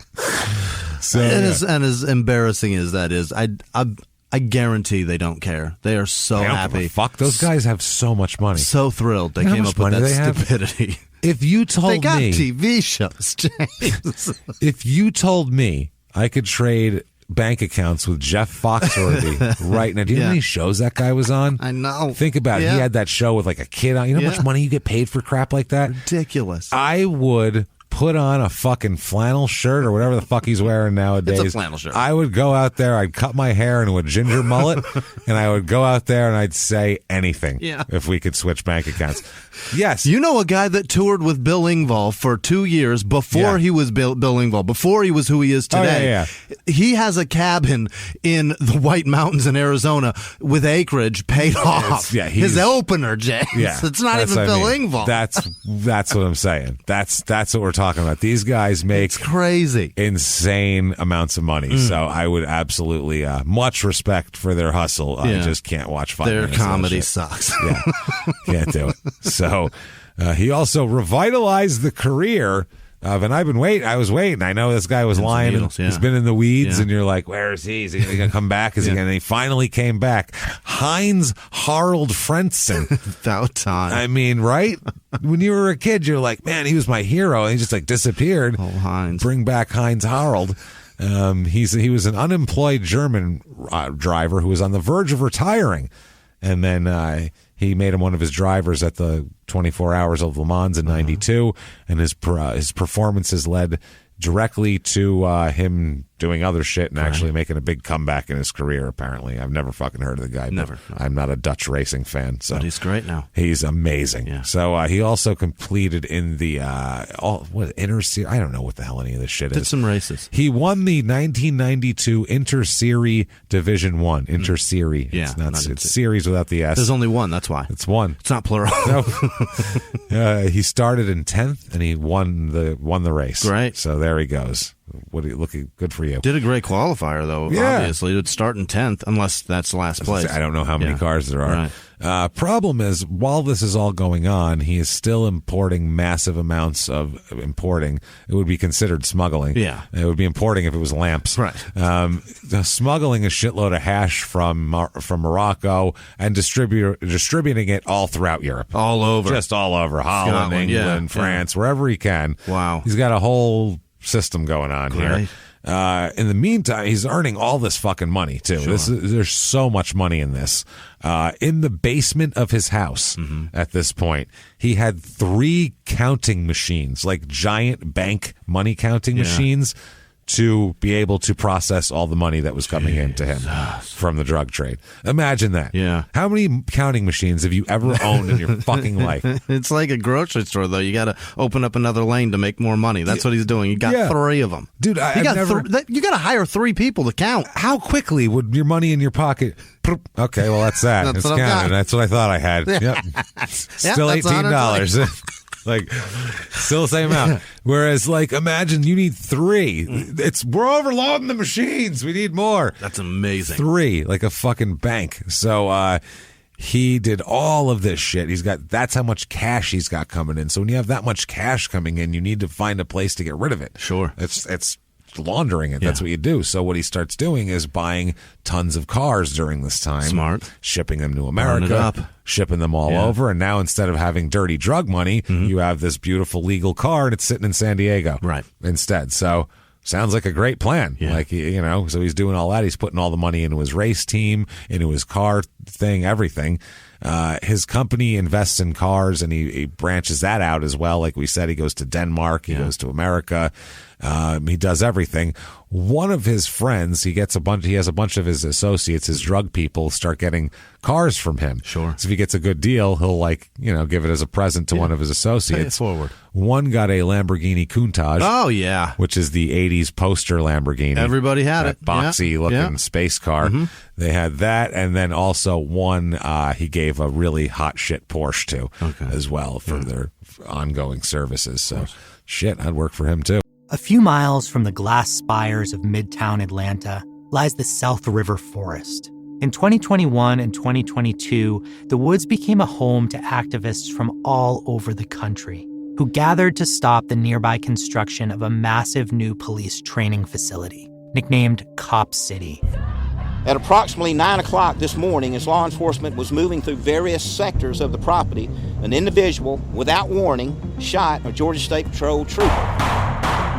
This is We Came to the Forest, a story about resistance. The abolitionist mission isn't done until every prison is empty and shut down. Love and fellowship. It was probably the happiest I've ever been in my life. And the lengths we'll go to protect the things we hold closest to our hearts. Follow We Came to the Forest on the Wondery app or wherever you get your podcasts. You can binge all episodes of We Came to the Forest early and ad-free right now by joining Wondery Plus. In the 1980s, a rosé swept the country. Hey, Mike, I really like this white Zinfandel. Well, good. Now put it down. We're going to try another one. White Zin became America's top-selling wine. But most don't know that this sweet drink has a sour history. What began in 1986 with counterfeit bottles, A big fraud, a multi-million-dollar fraud, sent investigators chasing one of the most powerful families in the business, the Licciardis. But the closer the feds got to them, the more dangerous things became. It's a story of deceit. At the time, I was paranoid. Threats. You touch my kids, I will kill you. And murder. with a .22 caliber bullet to the head. What started with a scheme to mislabel wine spilled into a blood-soaked battle for succession. Welcome to Bloodvines. You can binge listen to Bloodvines exclusively and ad-free on Wondery Plus. Join Wondery Plus in the Wondery app, Apple Podcasts, or Spotify. In 1989, he has a new girlfriend named Sylvia. Mm-hmm. Now he's doing much better than he was 4 years ago, I would say. And they moved to what's described as a spacious villa. Okay. Which is awesome. It's called a giant apartment. That sounds good. A huge spacious condo. villa. Yeah. With a good view, though, I feel like. That's a villa. This is in Blaricum? Yep. Blaricum? It's got the word cum in there. Yeah. Blaricum. Blaring cum. Right next. That's what you do in a spacious villa. Blaring it. Just blaring cum. Blaring it all over the place. There's lots of tile. Don't worry. So, Easy cleanup. Nothing the mop can't cure. Nope. Yeah. There you go. It's not a little squeegee action. Well, we're good. We'll get a Swiffer in here. It's right next door to the mayor. Oh, so really? He's living large, man. Wow. Living large. In Saint-Tropez, he had a big-ass boat. Yeah. Docked there, all fucking like a giant, beautiful boat. It was a 45-meter long yacht. That is 120 feet. That's a huge boat. A big fucking boat, like 150 150 almost. 150. That's a big goddamn boat. Holy shit! It was it's at the time worth almost 3 million guilders, Jimmy. What is that in American dollars? It's if it's worth that many guilders, it's fuck. I don't even know what to say about What's a guilder? Just retire, man. You got that many guilders? 3 million guilders. It's like $12. I think. It could be like $12 million. It could be. Who the hell knows? It's a great point. Or it could be like $8. You could have it's a taxi ride. You get a cab ride over there, and it's cost 3 million guilders, please. Are guilders like people? You know what I mean? Because you gild things. There's 3 million people. So it's like $70 trillion. That's a lot of people. Yeah. The coins are gilded. I don't know what's going on. Guilders. Wow. So they have that. They named it after their daughter, who was born around that time. Uh-oh, that's a phone. So they have that. That's all right. Who cares? They named the boat after their daughter. He has a daughter around that time. Don't know her name, but we know that it's a yeah. There you go. So at the beginning of '91, that's when they start investigating him, and a special team is placed in and everything like that. They christened the name of the team was Formula. Because of the racing. Right. So that was their name of their team. They went deep. Yeah. Apparently there was a murder in June of 1991 involved in this in the drug trafficking. Okay. So someone got killed, and that really cranked the prosecutor's office into action to investigate shit. It's always violence. Murder brings heat. That's what. Yeah. Watch The Wire. Yeah. It's bodies bring heat. Yeah. That's all there is. That's why they were putting them inside the vacants because bodies bring fucking heat. Right. You don't want that shit. As long as everybody chills out, right. Nobody fucking cares. Cops seem to want to know what happened to this person. Yeah, it's a thing. It's people get angry at that when they walk when their kids go to school and there's a dead guy there with a gunshot wound in the head. People get angry. Right. So that's what happened here. They're all over Zwolsman and his whole outfit here. I'm going to call it an outfit, like it's an old-timey gangster fucking conglomerate. It's believed that he's responsible for, they clocked him doing 9 different shipments of about 4,000 kilos of hash each. Coming in specific times, not one. Those were different shipments, and 8 different shipments of 1,000 kilos apiece from Spain as well. And yeah, that's a lot. This took place between these are the ones they got him on from March '89 to December '93. Okay, so that's how long they're going into it. One of these guys is a guy named Paul Koning, and he wrote a book. I'll give you the info on the book at the end, but it's like a book about smuggling. He was a smuggler. Oh, yeah. He was one of the guys who worked for Zwolsman, just one of the, your cog in the machine guys. He was he had a successful transport company that went bankrupt, and he basically needed the money. His mortgage was coming due. He was a guy with a family and shit like that. He had creditors coming after him, so he knew a guy that knew a guy and decided to transport some hash. Okay. Because you can make some quick money. So he ends up working for Charles Zwolsman. And the first shipments he goes all the way from North Africa, from fucking Morocco, brings it all the way in. And, everything seems to be working out. But then he starts not liking some shit that's going on with him, the way they're treating him or something. So he says he's going to quit. And apparently there's some threats against his family and shit like that. He was beaten severely several times, he said, also by the organization. I mean, it is a drug organization. Yeah. We make it sound like it's like all... Because it's illegal, this is what you get. Right. You know what I mean? Right. Like there's no HR department or a supervisor to go talk to. We deal with this in-house. Right. Yeah, there's very few beatings in most industries. Right. There's very few beatings and family threats. Right. Yeah, if you don't do your job well, they don't call your wife and tell her they're going to come over and beat the kids and smack her over the head. Right. The line cook, you overcook a steak.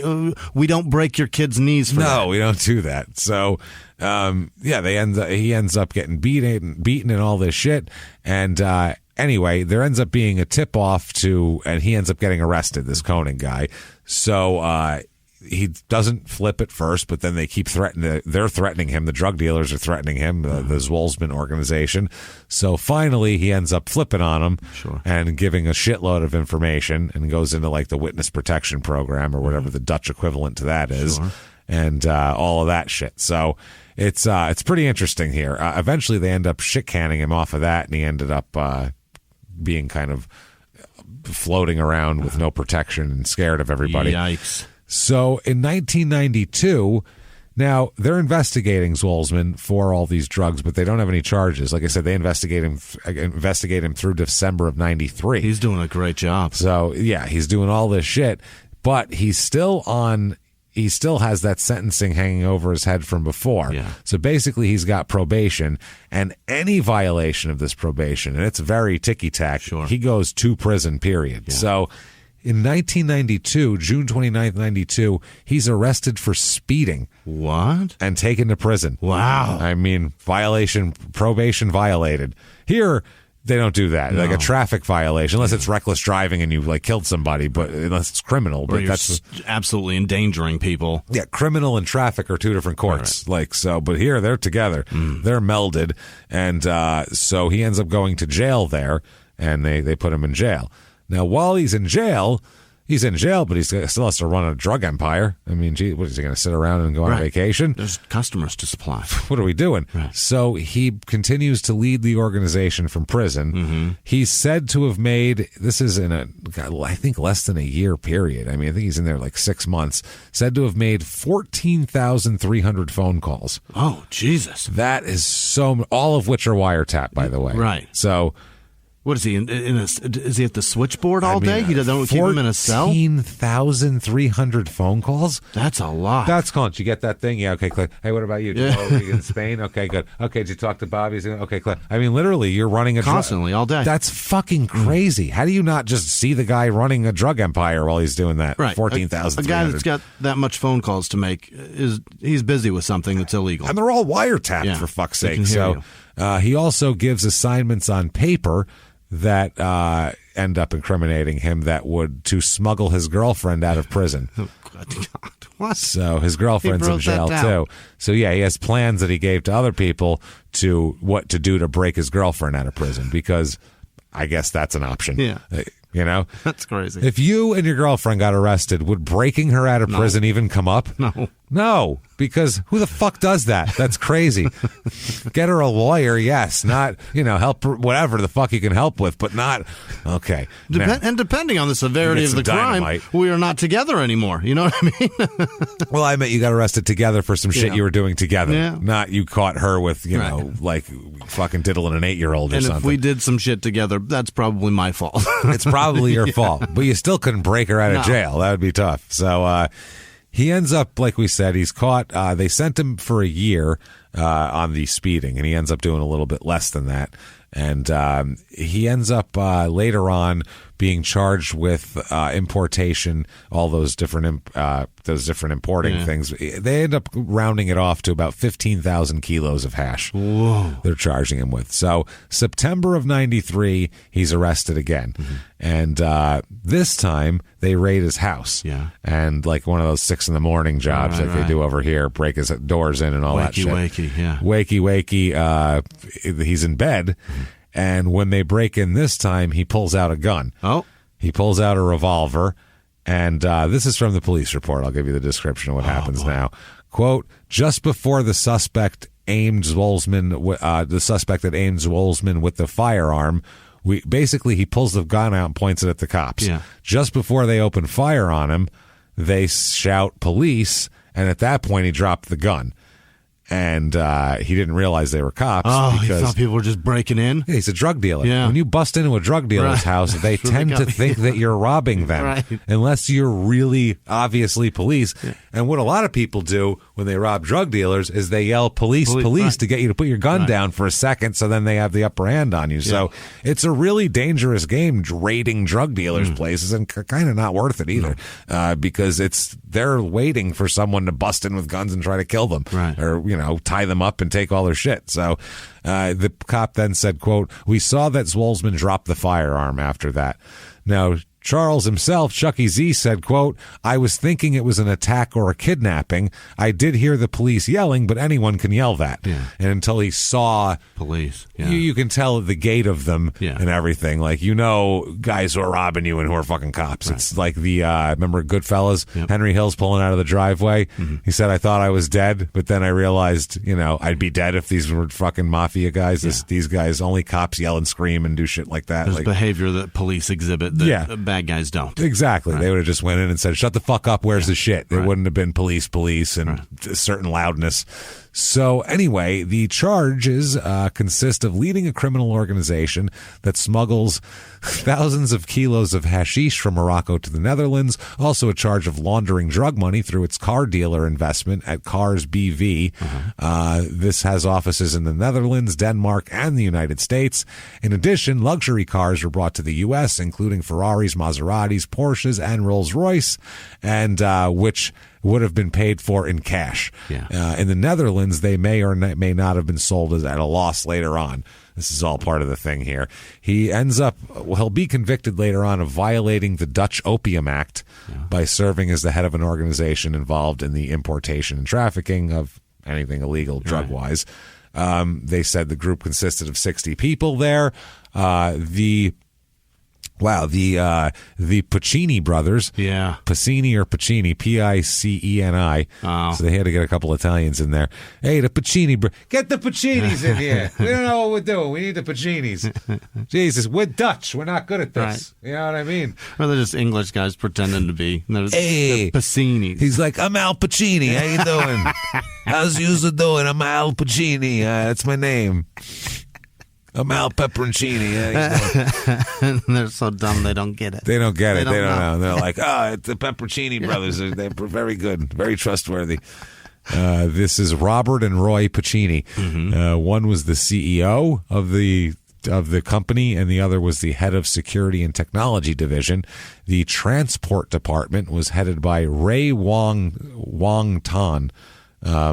Okay. Yeah. And they would do all of this. They had a violence division as well. They had like your enforcers. Yeah. They had your technology people, your logistics people, and then your ground people that would actually get shit done. That's what they had. So Charles, basically from jail, they said also he was, he made over 14,000 phone calls when he was just in jail. Right. That's pretty obvious that there's notes that he smuggled out of prison on drug dealing. Basically, we have every bit of evidence you could possibly have, wiretap conversations. And we didn't dig. You gave it to us. He just gave it to us. So at that point, they arrest 66 people and seize 48 cars as well. With a combined value of 10 million guilders. Unbelievable. So that's a lot, I think. I think it's pretty close to $1. That many cars are worth more than his boat. Yeah, well, these cars are like all hot shit cars. Yeah. He's arrested and transferred to Amsterdam here.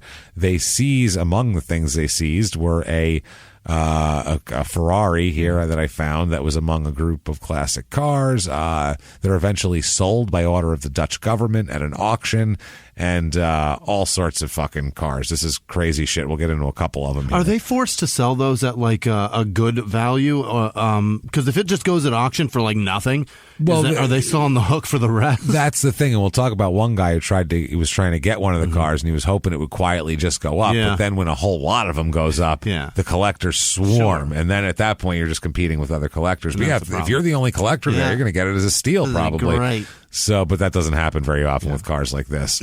because there's like people their job is to scout cars for people, and their job is also to find shit like this to go to. Yeah, exactly. It's just scout things to do. This one car was returned to the U.S. when it was sold because it came from the U.S., went overseas, and then they brought it back here. One is a 63 Ferrari 250. Shit, yeah. It's auctioning for, I guess that's in guilders. I don't know what the fuck that symbol means. Millions. 1.3 million to 1.6 million. Awesome. It's sold. Oh, that's $. Okay, it's sold for $1,226,000 at the 2019 Gooding and Company some auction. Yeah. The 250 GT Berlinetta. They trace it back to October of '63 when it was completed at the Ferrari factory. It was the 128th one built that year, and it was originally finished in the color scheme of smoke gray and Italver. I don't know what the fuck that is. With black Italian silver, maybe Italver, with black Connolly leather upholstery. Awesome. Upon completion, it was delivered to M. Gastone Crepaldi, and the official Ferrari dealer in Milan. And it's believed that it remained in Italy for several years before being exported to the United States. Awesome. By '89, it was in the care of Bill Ziegenbein, who was the proprietor of Prestige Motors in Madison Heights, Michigan. So they had it there. And a year later, somebody else sold it at a London auction. And in 1991, it was advertised for sale by an LA-based car dealer. And then by 1993, it's seized with his shit. So sometime after 91 is when he really went on a spending spree of cars. He got new race cars. He got all these new, company things, personal cars, all this shit. That car's done more traveling than I have. It's been everywhere, for fuck's sake. Around the fucking world. It's so cool. They have a history of that. It went here, and then it went there, and this guy bought it, and then they shipped it on a fucking ship across the ocean. It's pretty wild. So it's auctioned in July 2001, and Fritz Kroimans had the winning bid. So then we told you that. And then it came back to the U.S.? And then, later returned to the U.S., where it was sold to Tom Price of Larkspur, California. Okay. So, and then it was sold to 2 East Coast collectors. So it's been sold 10 times since then. That's wild. March 9th, 1994. We got a couple more cars to talk about briefly at the end. March 9th, 1994 is his sentencing. And Jesus Christ, this is pretty interesting. After this, he sentenced you, sir, may fuck off. He's sentenced to 4 years imprisonment. For speeding. No, this is for the 93 raid. Oh, yeah, He pulled the gun on the agents and all that shit. He is ordered, that's bad enough, but then he's ordered to forfeit the U.S. dollar equivalent of $45 million. Oh, my God. That is bad. And that's not a Scott Tucker will appeal it until it goes up and then never have to fucking pay it back. Right. This is...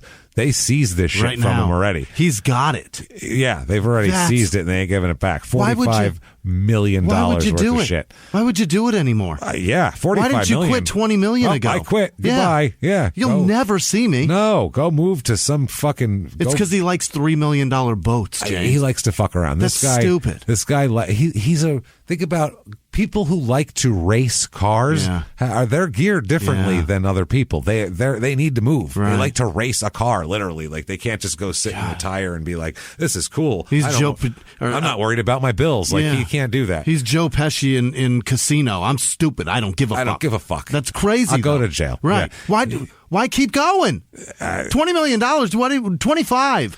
I'll give you 25, 30. What do you need 30 for? That's your personality, though. That's your personality. If you have a lead, you got to give it more gas and get a bigger lead. I couldn't do it. That's not my style. Not my personality. Especially if I just want to relax. I'm just trying to get to a place to relax. That's it. That's all I want. You're doing something that's a fluke that doesn't happen. Get the fuck out. Get out. There's a reason it doesn't happen. No shit. So they call that representing his illegal drug profits. Mm-hmm. He's said to have earned at least, I don't know what any of these fucking things are. It looks like an F that's tilted to the side. It's a franc. An italic F. 60 million of whatever the fuck that is between 89 and 93, and still had to pay 22 million half moons with 2 lines through them. So those are rough to have to pay those half back. Moons. It's like a C, a backward C with a couple of lines horizontally through them. 22.5 million of those things. Those are a lot. That's a lot to this tax authority. You have to gather them up. They run when you try to get them.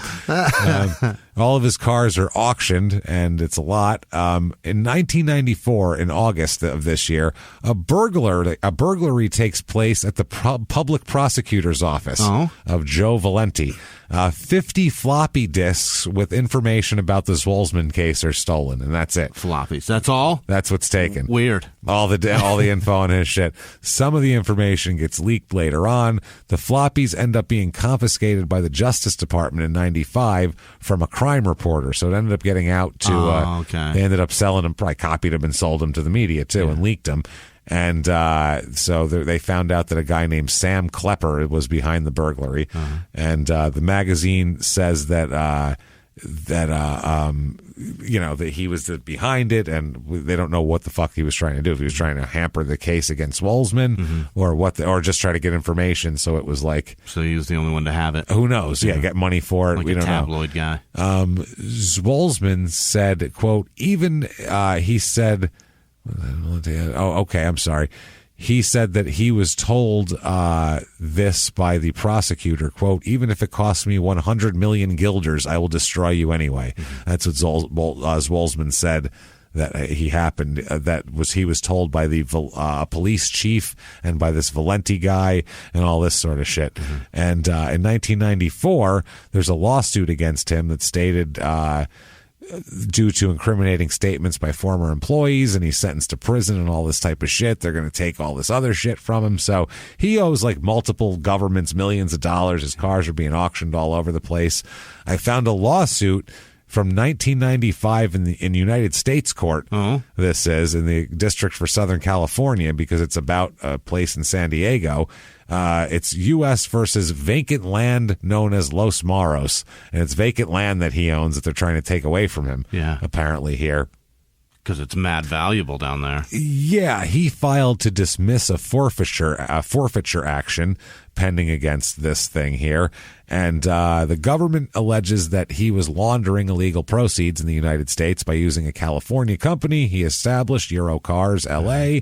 Zwolsman Company would buy and resell expensive and exotic cars, and allegedly using go-between, he sold some of the cars held by Eurocars and purchased this parcel of land located in San Diego County known as Los Maros.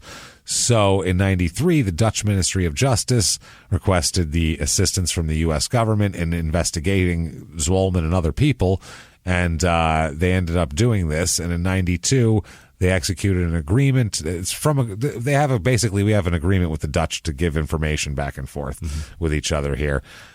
So they end up looking into his whole thing and finding out all of this financial shit. And what they're saying is, we can take this land from you because the money you bought it with traced back was drug money at some point. Right. You laundered it, but before it was laundered, it was drug money. So we're taking that from you. And he's saying, but I laundered it. Right. Like, I bought it with clean money. Whether it wasn't, that shit, once it's clean, it doesn't matter what the fuck was on it beforehand.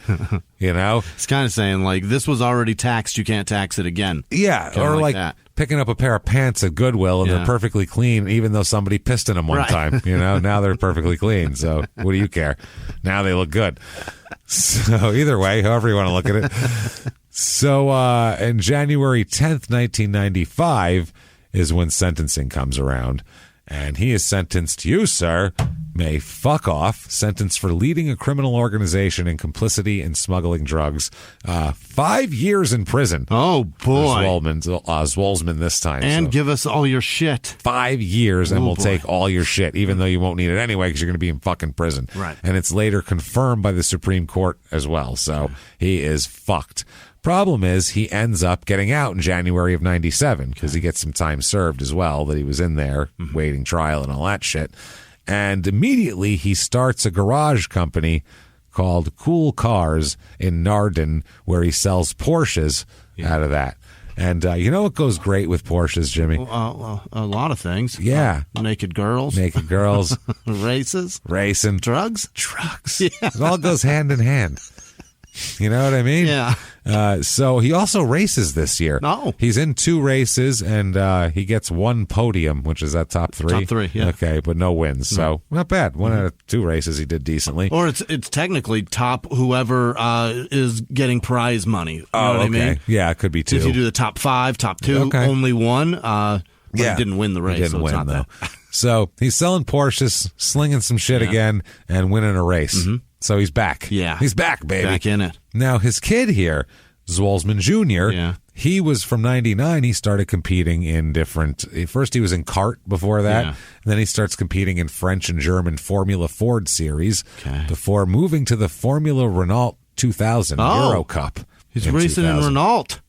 He is. He finished 2nd in the whole series. Awesome. He's doing very well. He also raced in the French Formula Renault series, finishing 5th in that. In 2001, he finished 3rd in the German Formula Renault Championship. He's a great racer. He's doing well, much better than his father, and also ran in Formula Renault 2000 Euro Cup, finishing 8th. It helped that he always had these karts and shit, and his dad's got tons of money buying him cars when he was a kid.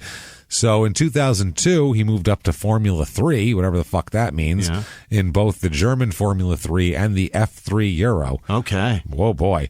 F3 Euro series. He finished 17th in series championship with 7 top 10 results in 2003. He's in the same thing in 2004, and he finished 16th in the championship with a best finished of 3rd. Okay. 2005, he made his debut in America at the Toyota Atlantic Series and qualified fastest in the first race he was in. Great. So it was in Long Beach. Pole position. Yeah, it did great. Atlantic and Long Beach? What? Are they confused? Toyota Atlantic Series. And there's Long Beach, Long Island. Okay. Might have been out of Long Island. Yeah. But his car failed technical inspection, and he was forced to start last. There was something off on the car, and so he instead got from first to last. Ouch. That hurts, man. That's bad. Ask a Royal Rumble entrant. That's not good. No. So during the race, he moved up, though, all the way from last and ends up finishing 3rd in the race. So he does well. He earned the 05 Atlantic title behind 8 podiums. He won the Atlantic Series, apparently, that year. 3 wins and 5 poles. That's great. He clinched the championship over rivals Tonis K-Smits and Catherine Legg. Oh, look at that. Oh, good for lady you, involved Cat. in the top 3. I like it. Go get him. He'll get him. So he ended up, he's doing all this shit. And once his dad gets out of jail, well, his dad's very interested in his racing career. He wants to help him out, obviously. And after he wins the 2005 Atlantic Series, the Toyota Atlantic Series, later drives for Team Australia and Conquest in Champ Car. I don't know what the fuck that is. He finished 13th. His last, I don't know what the fuck's going on there. But that's the son. So his son, through all this, is thriving. Yeah. And then in February 2000, though, after our guy gets out of jail and everything, he is sentenced to pay 62 million guilders. Oh. That's a lot. On top of the 45 that he already paid? This is a separate thing. Holy shit. Separate thing. A payment total of 77 million was demanded. He appealed. Problem was, while he's appealing in 2001, he is arrested again. Okay. So the appeal kind of loses some of its teeth if you get arrested for drug trafficking again while you're appealing your thing for drug trafficking. Not real good. The appeal ends up going nowhere, and the amount he had to pay, though, does get reduced on a later appeal to 28 million guilders. Okay. Which that's a deal in comparison. Yeah. It's still a lot. He's sentenced, though, you, sir, may fuck off 6 years in prison. Oh, my word. So he's out for a couple years, builds it up, just enough time for them to build a huge case against him, put him back in for 5 years. Wow. 8 years. They wanted 8 years, but he gets 6. Okay. And he files an appeal, but then he withdraws it because, he got off lucky anyway. So in 2005, he is sentenced again during all of this to pay back. This is they're still trying to deal with restitution to the state. Sure. So he ends up deciding being sentenced to pay the state an amount of 22.5 million euros for his drug trade. That's a lot more. It's a fuckload of money. I know what those are. Yeah. They're a lot. Those are heavy. Those are heavy. Yeah. A whole pocket of those, your pants will fall There's down. a lot of ink on those. Whole lot of shit going on. So the conviction is a result of a lot of all of this is tons of court shit had been going into this here. And the appeal is he ends up lodging an appeal and gets nowhere on that. Yeah. But then he lodges a later appeal that rules that he only has to pay 13 million. Okay. So after all that, he has to pay a total of 13 million euros on this round, which still sounds like a lot. He has made so much money, though. They said how much he made. They thought he made, which is way less than he probably actually did. Yeah. And then they made it like a third of that. Right. So not too bad here. The court arrived at a lower amount than demanded because of, quote, a slightly different valuation of the items put forward by the public prosecution service. Oh. So what they could actually prove that he earned was less than. They said you can't just be like, I'm sure he made more. Right. Like there's some square in a corner office that doesn't know the street value of drugs. Exactly. He's like, he had a kilo? That's like $2 billion. That's like $1 billion, man. It's so much. You could kill like the whole country with that. Because that guy paid way too much for a gram of coke. He's not good at it now. So November 1st, 2006, Charles is out again. Okay, he's out. He's got a farm in Zwaardebroek.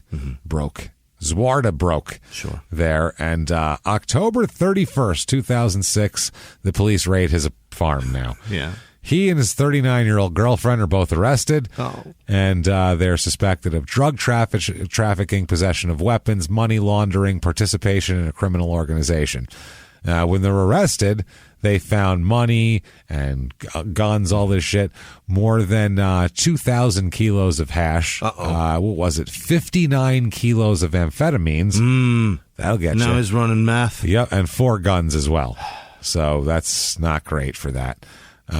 He said that, quote, and a shitload of ammunition, too. Yeah. He said, quote, I don't have the money, because they're asking him where his money is, because they couldn't find as much money as they thought he should have. He said, I don't have the money. When I was in jail, I couldn't do anything. If you sit inside for too long, the payment morals of people who still have to pay you money weaken. One dies, the other goes bankrupt, another just doesn't pay anymore. That's what it is. Yeah. Remember in Goodfellas, Karen's like, that guy owes you. Can I get that? He's like, no one's going to help us in here, Karen. You understand? Out of sight, out of mind. I asked your friend for the money you owed me. He told me to take my kids down to the police station and get on welfare. Because no one's going to help us, Karen. We're on our own in here. So that's what he's saying, basically. Yeah. No one's paying me anymore. So he can't repay his profit. It's all gone. Yeah. I bought cars and then you sold them. So. Right. That was your money from me. That's now your you're money. telling me to pay you more money? I don't have it. I had cars and you took them, so that's what I got. So he's arrested here. They also accuse him of laundering at least 600,000 euros, which isn't a lot in the drug trade. All the hashish, all of the amphetamine, all the weapons, and also management of 3 cannabis farms as well. Oh, he's growing too. He's growing. Yeah, that's pretty. We'll talk about that as well. It was him, his girlfriend, and a handyman were arrested, in quotes. Yeah, hanging around the house. And I've got to have a guy for the fans and lights. He's got to keep everything in working order. Yeah. And just another suspect that they don't name. Well, he had 3 automatic pistols and a revolver in his possession, and they found shitloads of administrative paperwork for his drug organization, a large number of telephones, which also, led to the whole thing here. And in addition, also, they confiscated 10 expensive cars that were in an inflatable tent outside. Oh, yeah. It was like big, like a sail tent or some shit like that. I guess. I don't know. Is that what it is? Some football teams, like college teams, run inflatable tents. Oh, that's right. For like a practice facility. Mm-hmm. That's right. You just put cars in there. Right. That makes sense. But I don't know. Either way, he's run. He's just not feeling himself. No. He can't get anything going. Yeah. I mean, he's out on bail and everything, but it's just not the same. He doesn't know what to do with himself. And then he gets arrested. He's put back in here when he was out on bail to begin with. Yeah. It's a fucking disaster. Yeah. And he's just sitting in there. And one night he's just thinking his wife is in his girlfriend's in jail still. He can't break her out. He doesn't know what to do. 39. That's it. So finally, there's a knock at the door. Yeah. And he says, okay, maybe this is someone who can help me. And he opens the door, and it's not exactly a helpful person, but it is someone we know. Yeah. Guns blazing. The Mexican pimp standing there before him. And he says...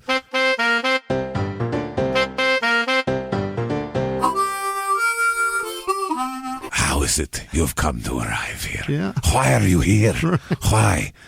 Why couldn't you take the money? You have so much money. So much money. You take the money, right? You take in your hands, and you go. You buy island. You buy a villa on the side of a mountain overlooking the ocean, and from it you can sell so many women. So many women. So many women. You can have them brought to you the same way as hash, and distribute them throughout the Netherlands European is right continent. there. It's legal. If I had 45 million of startup capital, the business I could do, but you instead, pathetic. You buy flashy cars. Yeah. You buy the things that don't matter. You wasteful fuck. I am disgusted with you.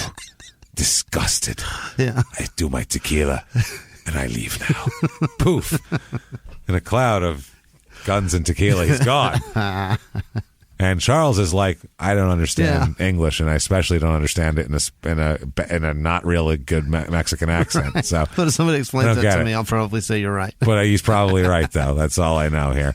So they're all arrested here, and they had more than 100 cell phones and SIM cards laying around. Burner phones. Yeah. They were not good shit there. So they seize all this type of stuff. They also seize cannabis nurseries in all sorts of different places. Alkmaar, Huizen, Purmerend. Oh, well, you got to have one there. Wilp. Yeah. Wilp. That's where we'll put it. I tell you what. W-I-L-P. Wilp. Something there. Well, we'll put it up there. Helu there. H-E-I-L-O-O, which I assume is just Dutch hello. Hello. How are you? Hello, nice to see you. Hilarious. So, and also Heemskirk. Mm-hmm. And in Zeewold, they came across a room where the weed was dried, and they found the drying packaging area, so they're putting it in there. And he just loves doing this shit. He just keeps. He doesn't know any other way to make money. He doesn't. He knows how to sell flowers. That's it. Right. That's it. So one flower or another. Yeah. They did say at this point, though, they're looking into it, and they figure out that on behalf of him, more than €1 million was paid to a racing team in Indianapolis that was originating from Luxembourg bank accounts. The National Criminal Investigation Department, also investigating Zwolsman's involvement in the smuggling of hash to England, found this as well. And the Public Prosecution Service suspects that in 2005 it came in to buy cars and other racing things like that. In 2007, they announced that it would withdraw some of these allegations, but then prosecute a bunch more that they found. So we'll pull those back, but we have a bunch more to tell you about. And his son here, the problem is, his son is doing very well. He's doing awesome, but he's part of that race team they're investigating. Oh, no. Because he's investing in his son, in the race team his son is on. Yep. I don't know, to help him, probably. Yeah. I mean, that's what you do.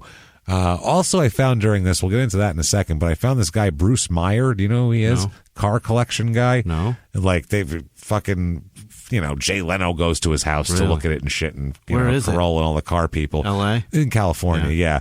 He ended up getting the what he calls the gem of his collection, and this was a Zwolsman car, a 1957 Ferrari 250 TRC Testarossa. And he said it's fucking dope too. It's a beautiful car. Yeah. And it was really hard to find, apparently. And he said that he chased this for 10 years. Wow. He said, I had every broker in Europe looking. Everyone was getting close, but they could never find it. So after 10 years, I kind of gave up.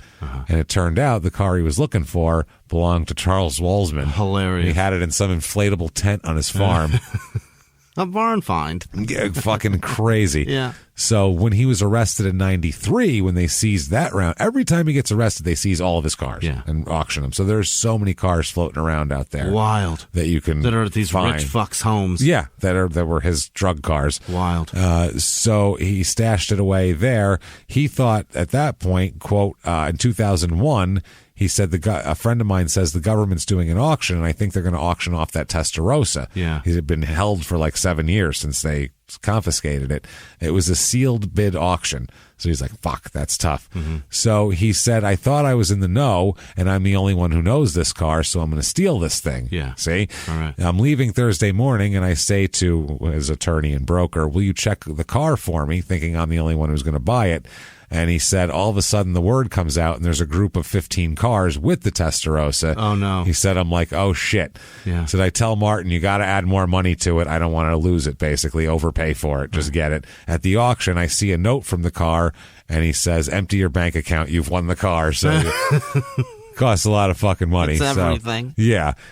He said he lucked out a lot. He ran into another collector and said, holy shit, you won. You want to sell it to me? Like people, they were trying to buy it from him right after he bought it.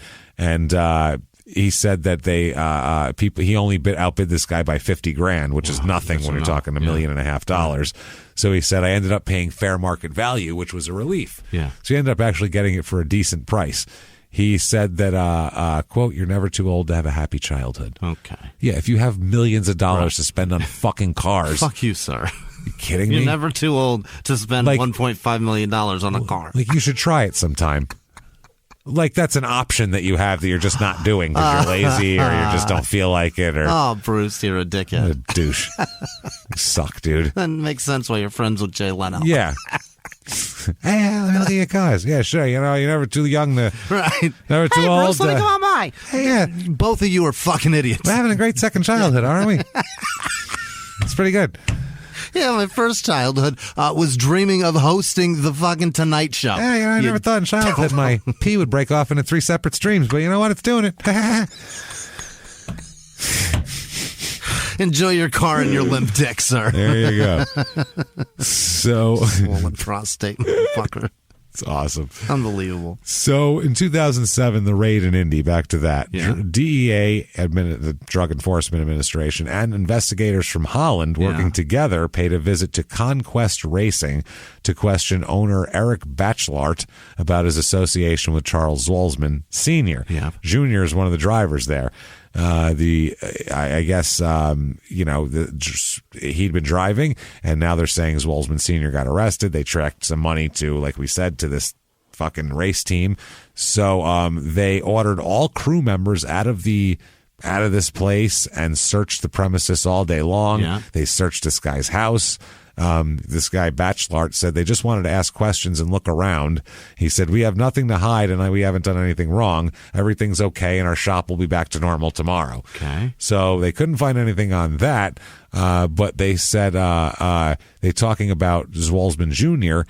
One guy says, quote, I heard his old man had gone to jail a few weeks ago, but Eric and I didn't know anything about his past problems. He said, this is like a bad joke. Like, this is coming around on us. Bachelart said, I didn't know any of the stuff about his father when I signed Charles, and I feel bad for him because he's a sweet kid. He's just a victim of what his father's been doing. Yeah. Which, he doesn't, I know he knows. Right. Let's be honest here. They said that acting as his son's agent, this is from court documents, Dutch court documents that I had to fucking translate. Let me tell you something. I read American court documents, and I, have some semblance of knowing the law here, but I'm not a fucking attorney. So when I'm reading these, it's hard enough. Sure. When I'm reading Dutch court documents, I have to translate into English and then try to figure out what they mean. That's over like that. I'm not doing that ever again. I'm just telling you, everybody, next time like that happens, just read the words. It's a short episode this week. Fuck off. I'm not doing it. I'm going to read these in Dutch and you can figure it out.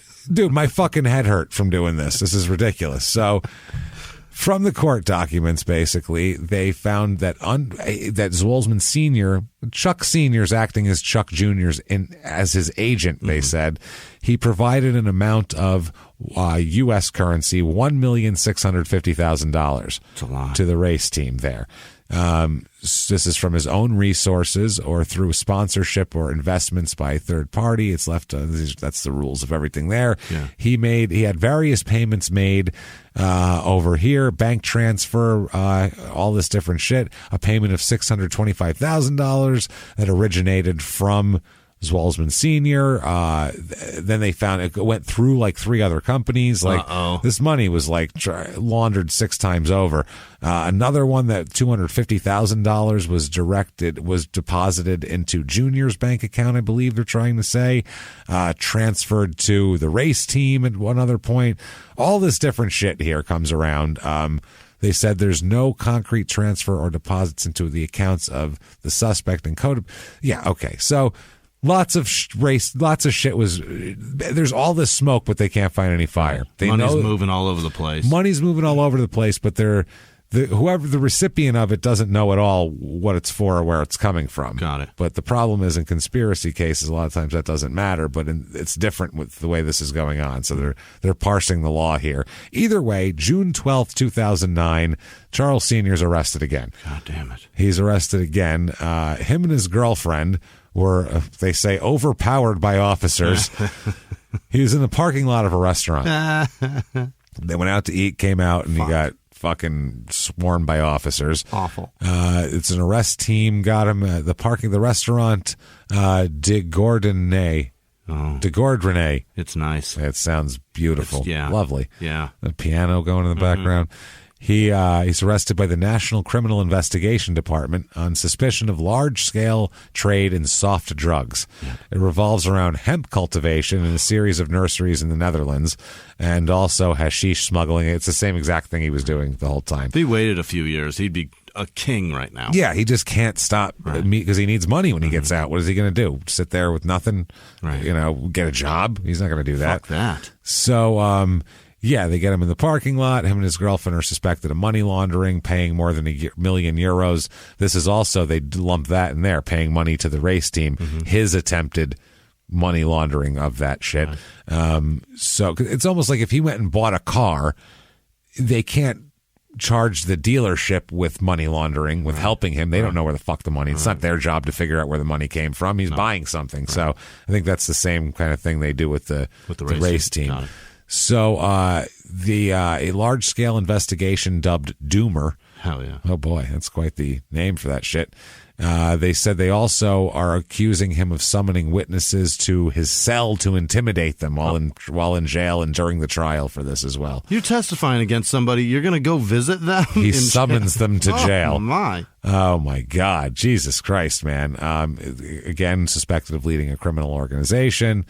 Blah, blah, blah. So they're also investigating his now 42-year-old girlfriend, Scarlett, who's the same. She's aging. Same one. She's arrested in Spain, and Spanish authorities are requested to extradite her, and they do. They dismantled a bunch of cannabis nurseries and all that shit. So May of 2010 is court, and the prosecutor demands 7 years in prison. But the court finds that there's only sufficient evidence for so much of the shit that they had, basically. And so they kind of split the difference here, and they give him, you, sir, may fuck off 3 years in a Dutch prison. Okay. So that's May 2010. So he appeals a little bit, and he ends up going in here at the end of 2010. Going to do like 1.5 years in Dutch prison. You're almost done already. This guy will be fucking...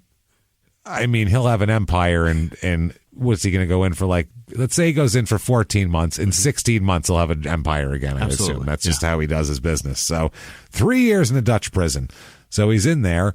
January 21st, 2011, he dies in a Dutch prison. Oh, my! Has a heart attack and dies in prison. Oh. That's unexpected. It was almost done anyway. They should have left him alone. Let's just leave him alone. Yeah, he would have died on the outside. So he's dead in Dutch prison unexpectedly. He's not that old. Just smuggling weed. Smuggling weed. Jesus Christ, Senior. Well, he made too big of a business out of it. If you're making millions and millions, the government wants their cut, man. Absolutely. Period. They want their fucking cut. It has nothing to do with anything else. It's that you're making more money than they are. If you were moving that kind of weight in a mob fucking area, they'd want their cut too. You betcha. And if you didn't give it to them, they'd kill you. Right. So this is like they're the mob there. They want their cut, and they're getting their fucking cut, or else you're going to fucking jail, period. Yeah. And then you will die in there. That's what happens. He died of a goddamn heart attack, and I'm sure being in prison didn't help that any. Sure. Yeah. If you're ill, I don't think prison's the best place for you. And 60 years old is no age to be in prison. No, he was only 50 for fuck's sake. He was Is like that 50? 52 years old for Christ's sake. Jesus. A young man. Wow. That's crazy. Drops dead, heart attack, boom. So you live fast, you die. You die faster. Faster, harder. Die harder. So wow. 2011, still later that year, because that was January. So you'd imagine the story's over, but no. He resurrected? Well, no, his son and his son's mother, Zwolsman Sr.'s ex-wife from back in the day, the 16-year-old he knocked up. Right. Her and his son, Zwolsman Jr., are arrested in the Netherlands. Oh, no. And charged with involvement in money laundering. Oh, no. According to the prosecutors, Zwolsman Jr. had finished his racing career with the proceeds of the criminal activities of his father, and he financed it throughout it as well. The prosecution just asked for 240-hour community service sentence, 15-month suspended prison sentence, and €20,000 fine. Okay. He denies all the charges and won't give in on it. Really? Zwolsman Jr. He says that he's going to fight all the allegations. And because some other people, at a time of Senior's death, they reported that 36 of his associates are also involved in ongoing legal cases related to his shit. Wow. At that moment. During all of this, later on in the year, a few of the major investors and sponsors that were involved in his dad's business were acquitted. Oh. So they didn't know anything. Yeah. So what ends up happening is he ends up going to jail for a little while, Zwolsman Jr., and then being released in 2012.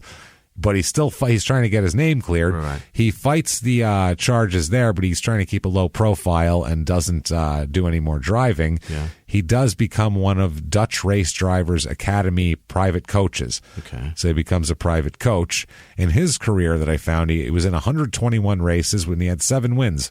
That's not bad. Not bad. 27 podiums. Yeah. 12 pole positions. That's great. That's good stuff. That's a good, yeah. I'd be happy with that. His podium percentage is 22.3. Not bad. More than 1 out of 5 times he ends up in the top 3 or whatever. That's pretty fucking good. So yeah, good for him. 2005 was his last win at the Toyota Atlantic Championship. So, in New York or L.A., depending. We don't know. It's by Yokohama. That I do know. So sponsor. He does that. According to the court documents, executives of the racing company there made statements in 2007 and 2008, which were then given to the DEA investigators. According to these reports, these 2 suspects stated that Zwolsman paid the full amount, Zwolsman Sr., of $1,650,000 out of his own pocket. It didn't come from any sort of business investment. According to the defense, these reports can't be regarded as a written document containing the statements there because they weren't signed. Okay. So this is the difference in a Dutch court. Rather than the statements being heard and wiretapped or recorded or whatever, apparently they weren't signed by these guys, so it doesn't appear that they were presented properly in court. It's some weird thing here. Then they found that money came from other money came from Zwolsman Sr., but that they found multiple different infusions of money from him.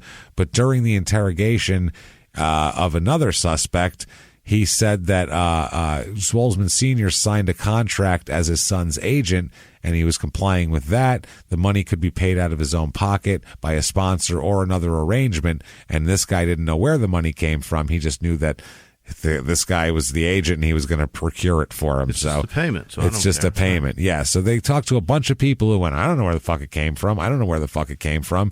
So they had phone tap conversations from February 7th stating that everybody, basically these 2 people were talking and they said, everybody knows that Zwolsman Sr. pays for all this shit and that everybody else knew about everything to begin with. The race team owner, all these people knew this shit. Everybody knows where the money's coming from. Guy's been arrested fucking so many times. Yeah. So many times. He's an international kingpin, for Christ's sake. Constantly. We know who he is. If that guy says, I'll give you almost $2 million, no problem, out of my pocket, maybe be suspicious about it, possibly. Fuck, man. The guy didn't sacrifice something to give you that money. He didn't sell a car. That's but what I the mean. car still came from weed money. Fucking everything is from weed money. Yeah. So they said it cannot be deduced from the phone conversations what another co-defendant bases these statements on. They said, we don't know this person's general character. You really have to prove a lot here. It's pretty weighted for the defendants.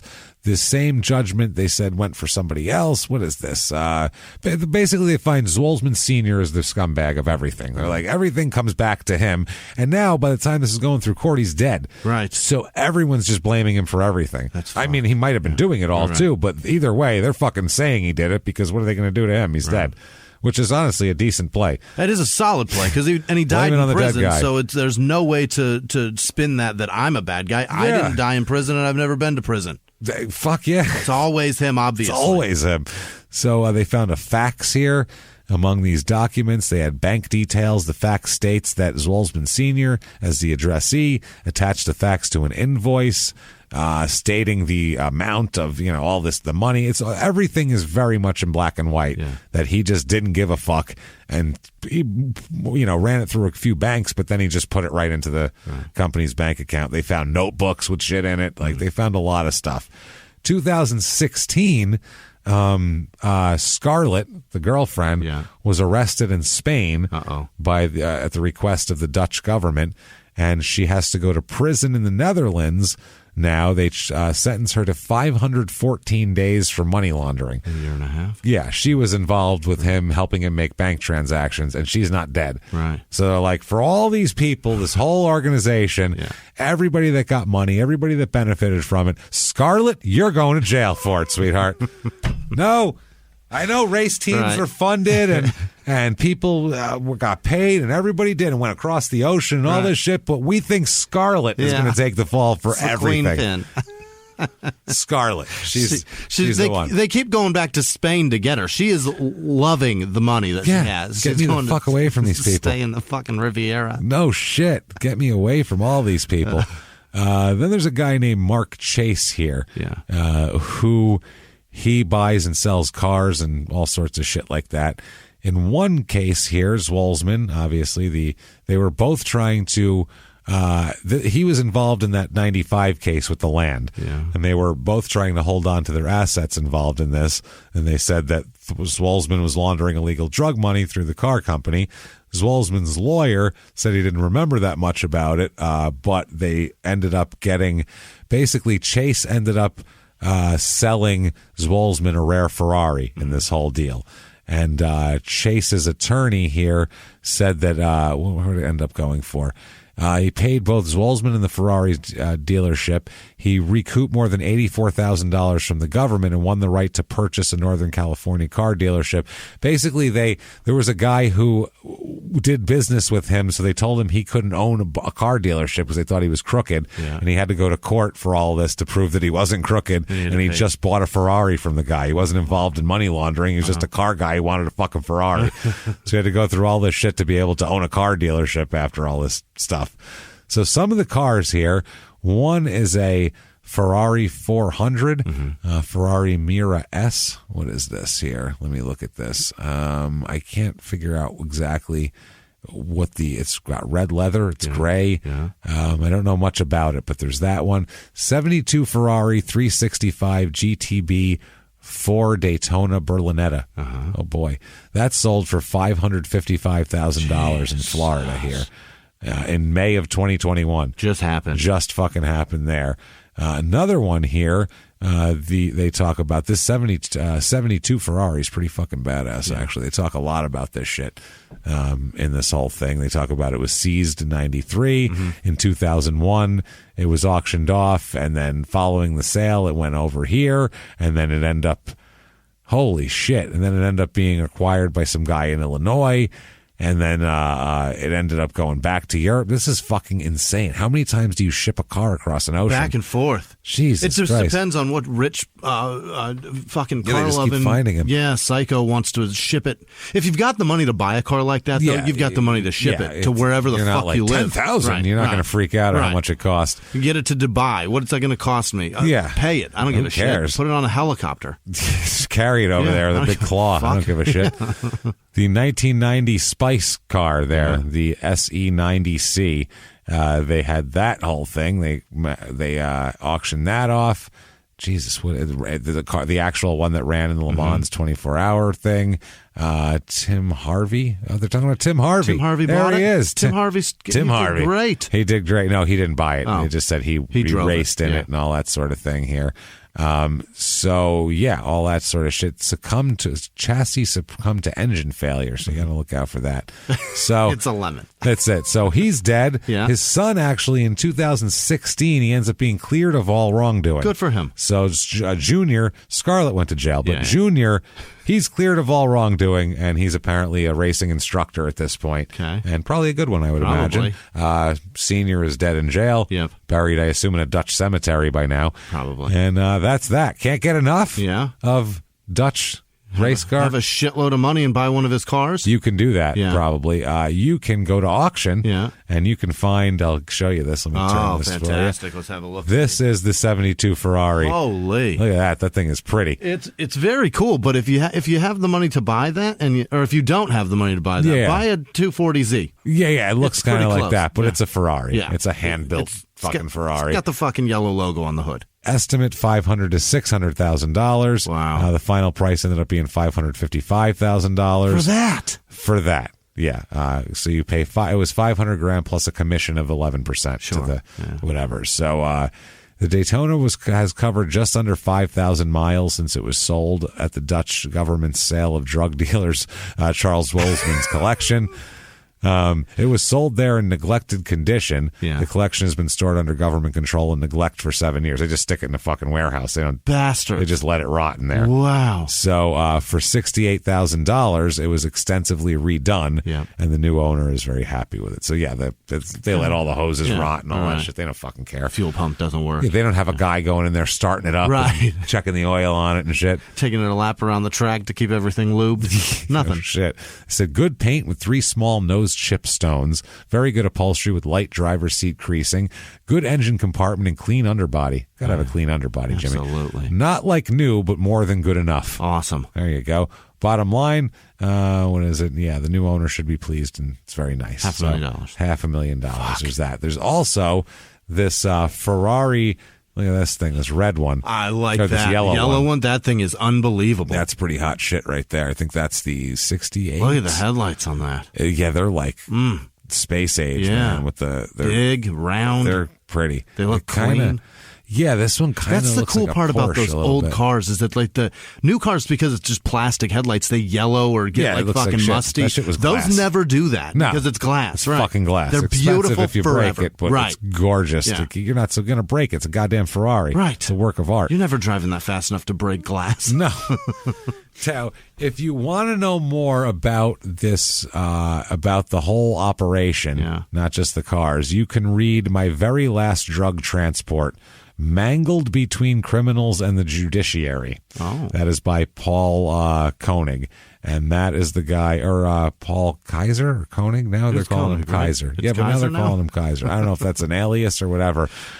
Either way, this guy, he's the guy who ended up flipping on them after, he was a regular guy who ran hash back and forth. And he's going to say how Zwolsman and the government fucked him over. Like he didn't know when he was decided to get into international smuggling that there might be a danger involved and, might be bad people. It's a high risk. You fucking break. Yeah. Risk reward. You weighed it. So anyway, you can buy that book. I don't know how much it costs because I don't know what the hell that dollar amount means. I don't know what that sign is. It's a lot. But I think that comes in both Dutch and English. You can buy in either version. So that's very thoughtful. I had to translate the ad to find that out. So I'm not sure.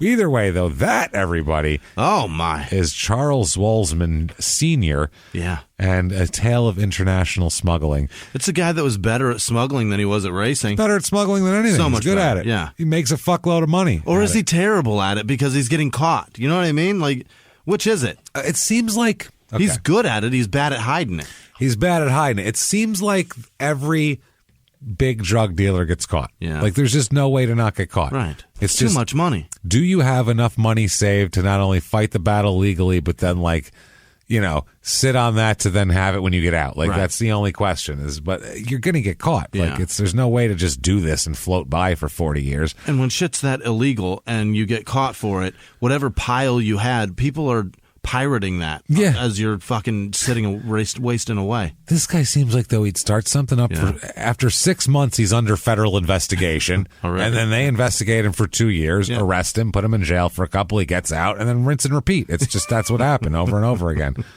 There's no he doesn't even get away with it for 5 years before as soon as he starts, they start investigating. I feel like he's just announcing it. Yeah. He put an ad in the paper back then, hey, looking for good drug couriers.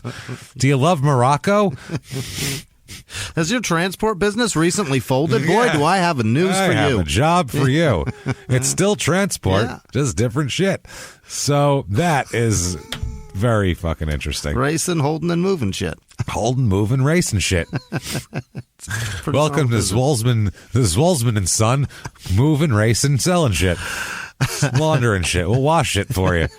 The son didn't end up doing anything, but I'm sure he knew where the fucking. Yeah. If he knew his dad was giving money, he knows what his dad does. He's not like, oh, my dad. No, he opened a bunch of falafel stands now. Right. He's fine. My dad used to race, and then he's been in and out of prison for smuggling. I don't know what he does right now. No, but, who knows? No idea. I'm not saying the son was involved with the bit. I think the son was just racing. I don't think he's involved in the drugs at all. But he certainly knows what his dad does. He just knew where $1.6 million from his dad came from. Absolutely. Sorry. It's hard not to know. Yeah, Anthony Jr. knew if Tony Soprano donated something to the school, he probably knew where the money came from, My mom does a very legitimate business. If she gave me $1.6 million, I'd have questions. Yeah, I'd say, where the fuck did you get $1.6 million? Fuck have you ever eaten in your life? No shit. So either way, if you like that story, let us know about it. Give us 5 stars. Yeah. Go to Apple Podcasts. Do that for us. Give us 5 stars. It really does help, and we don't know why. Yeah. Also, you can do all that shit. Head over to shutupandgivememurder.com for everything crime and sports and small town murder related. We have merchandise, tickets to live shows all throughout in 2022 and through the end of 2021. We think you're going to enjoy those. We can't fucking wait to get out there on the road. We have all that stuff. The merch is all lined up. And also, you should listen to a couple other podcasts from the Upside Down Digital Network, which is us. Hope you're listening to Game of Crimes and Life After Happy Face as well. Check those out. Great people running them. And Patreon.com. Boy, do we have amazing shit for you there. Patreon.com. This week, the ones we just posted a couple days ago are one is on the history of drugs in sports. Yeah. So it didn't just start 20 years ago like people seem to think. It's been doing it. Been going on a long time, and we're talking recreational, performance enhancing, all this shit. It goes back to the black and white days, and we will talk all about it and make fun of old-timey people using funny substances. That's going to be a blast. So we'll do all of that. A lot of, hey, what are you doing there, pal? What do you got there? What is that? What do you got there, fella? How'd you like to stick it in my buttocks? Don't they line the field with that? That one is really amazing. And then we also did the downfall of the Hillside Stranglers. My Christ. The demise of it, which was wild because of how they got caught. They really, really, really had a chance to get away with it all. And then even after they got caught, everything was out. One of them, and I would venture to say the bad one, the worst of the two, was they were letting him go. They were trying to dismiss the murder. It's fucking crazy. We just think of serial killers as we didn't know who it was. Then they found him, and then that's it. That just goes away. Right. But they could not get. Then once it goes to court, everything is up in the air. Right. It's a roll of the dice. Yeah. So most of the time, serial killers either plead guilty because they don't want it all coming out. They don't want it to go through in court or whatever. But they went down hard with it, and we'll talk about multiple personalities and hypnosis and all this shit. We talked about it all on that, and it was I said we will, but we did, and it was fucking crazy. So check all that out. So much fun. Patreon.com/crime-and-sports. In addition to that, you'll be a producer. You'll be one of the list of many, many fine people who we're going to mention here in just a moment. Unbelievable. Our favorite goddamn people. Yep. You can also join that list of wonderful people by going over to PayPal using our email address, crimeinsports@gmail.com. And every damn dime that everybody gives us is insanely appreciated. Yes. We appreciate it so much. Jimmie stumbles through a long list of names to try to show our appreciation. Just try to do it. And thank you for everything you do. Just making an attempt. You're giving it a good attempt, goddammit. You're the same thing as me trying to read Dutch. We're trying, because that's the important thing. But giving it up to those that deserve it and are truly, it's overly appreciated, and we can't. There's no way to tell you. No, really. there really it's isn't. Impossible. And before we get to that, also follow us on social media at Murder Small on Twitter, Small Town Pod on Facebook, at Small Town Murder. That's this is Crime and Sports. Yeah, we are. That's Small Town Murder's thing. And on Give those a run, Instagram, too. it's still the same. Yeah. We're at Crime and Sports on Twitter and Facebook. So hit that all up. With that said, let's hear the list of my favorite fucking people on the face of the earth. Yeah. I want to hear it, Jimmy. Jimmy, hit me with them right now. Okay. I know this is the point of the show where you usually get shout-outs, and I'll go, hey, Jimmy, tell me the names of the people who would never do whatever horrible thing the person in the story just did to whoever they did it to. But today, we do not have shout-outs because Jimmy is in the air flying as we speak. As you can probably tell, he's not here right now. So this is like a secret between us, because no matter what I say, then the next thing I'll come in with the audio will be Jimmy saying thank you for whatever terrible things we've said about him. So this is an open season. We could set the table and just pick on him, but I won't. That's okay. I'll save this, and instead I'll say thank you to what are the names, people? Harry Balls, we appreciate it, and Dick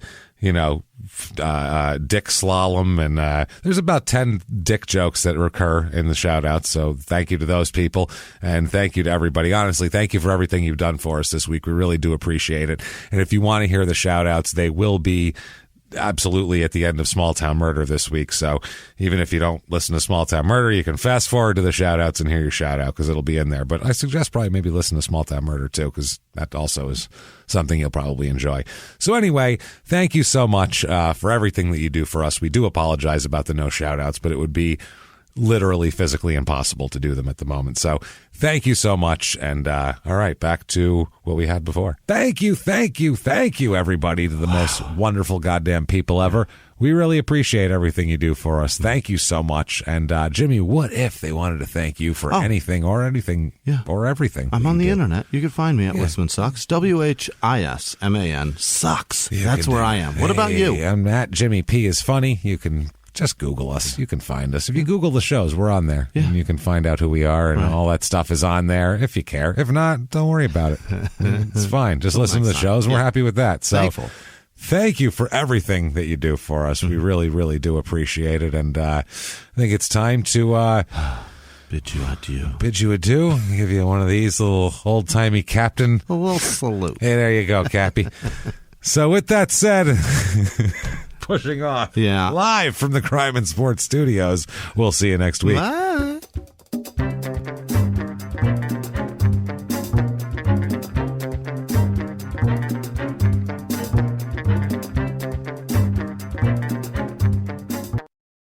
If you like Crime and Sports, you can listen early and ad-free now by joining Wondery Plus in the Wondery app or on Apple Podcasts. Prime members can listen early and ad-free on Amazon Music. Before you go, tell us about yourself by filling out a short survey at Wondery.com/survey. He was hip-hop's biggest mogul, the man who redefined fame, fortune, and the music industry. The first male rapper to be honored on the Hollywood Walk of Fame, Sean Diddy Combs. Diddy built an empire and lived a life most people only dream about. Everybody know ain't no party like a Diddy party, so. Yeah, that's what's up. But just as quickly as his empire rose, it came crashing down. Today I'm announcing the unsealing of a 3-count indictment, charging Sean Combs with racketeering conspiracy, sex trafficking, interstate transportation for prostitution. I was up. I hit rock bottom, but I make no excuses. I'm disgusted. I'm so sorry. Until you're wearing an orange jumpsuit, it's not real. Now it's real. From his meteoric rise to his shocking fall from grace, from law and crime, this is the rise and fall of Diddy. Listen to the rise and fall of Diddy exclusively with Wondery Plus.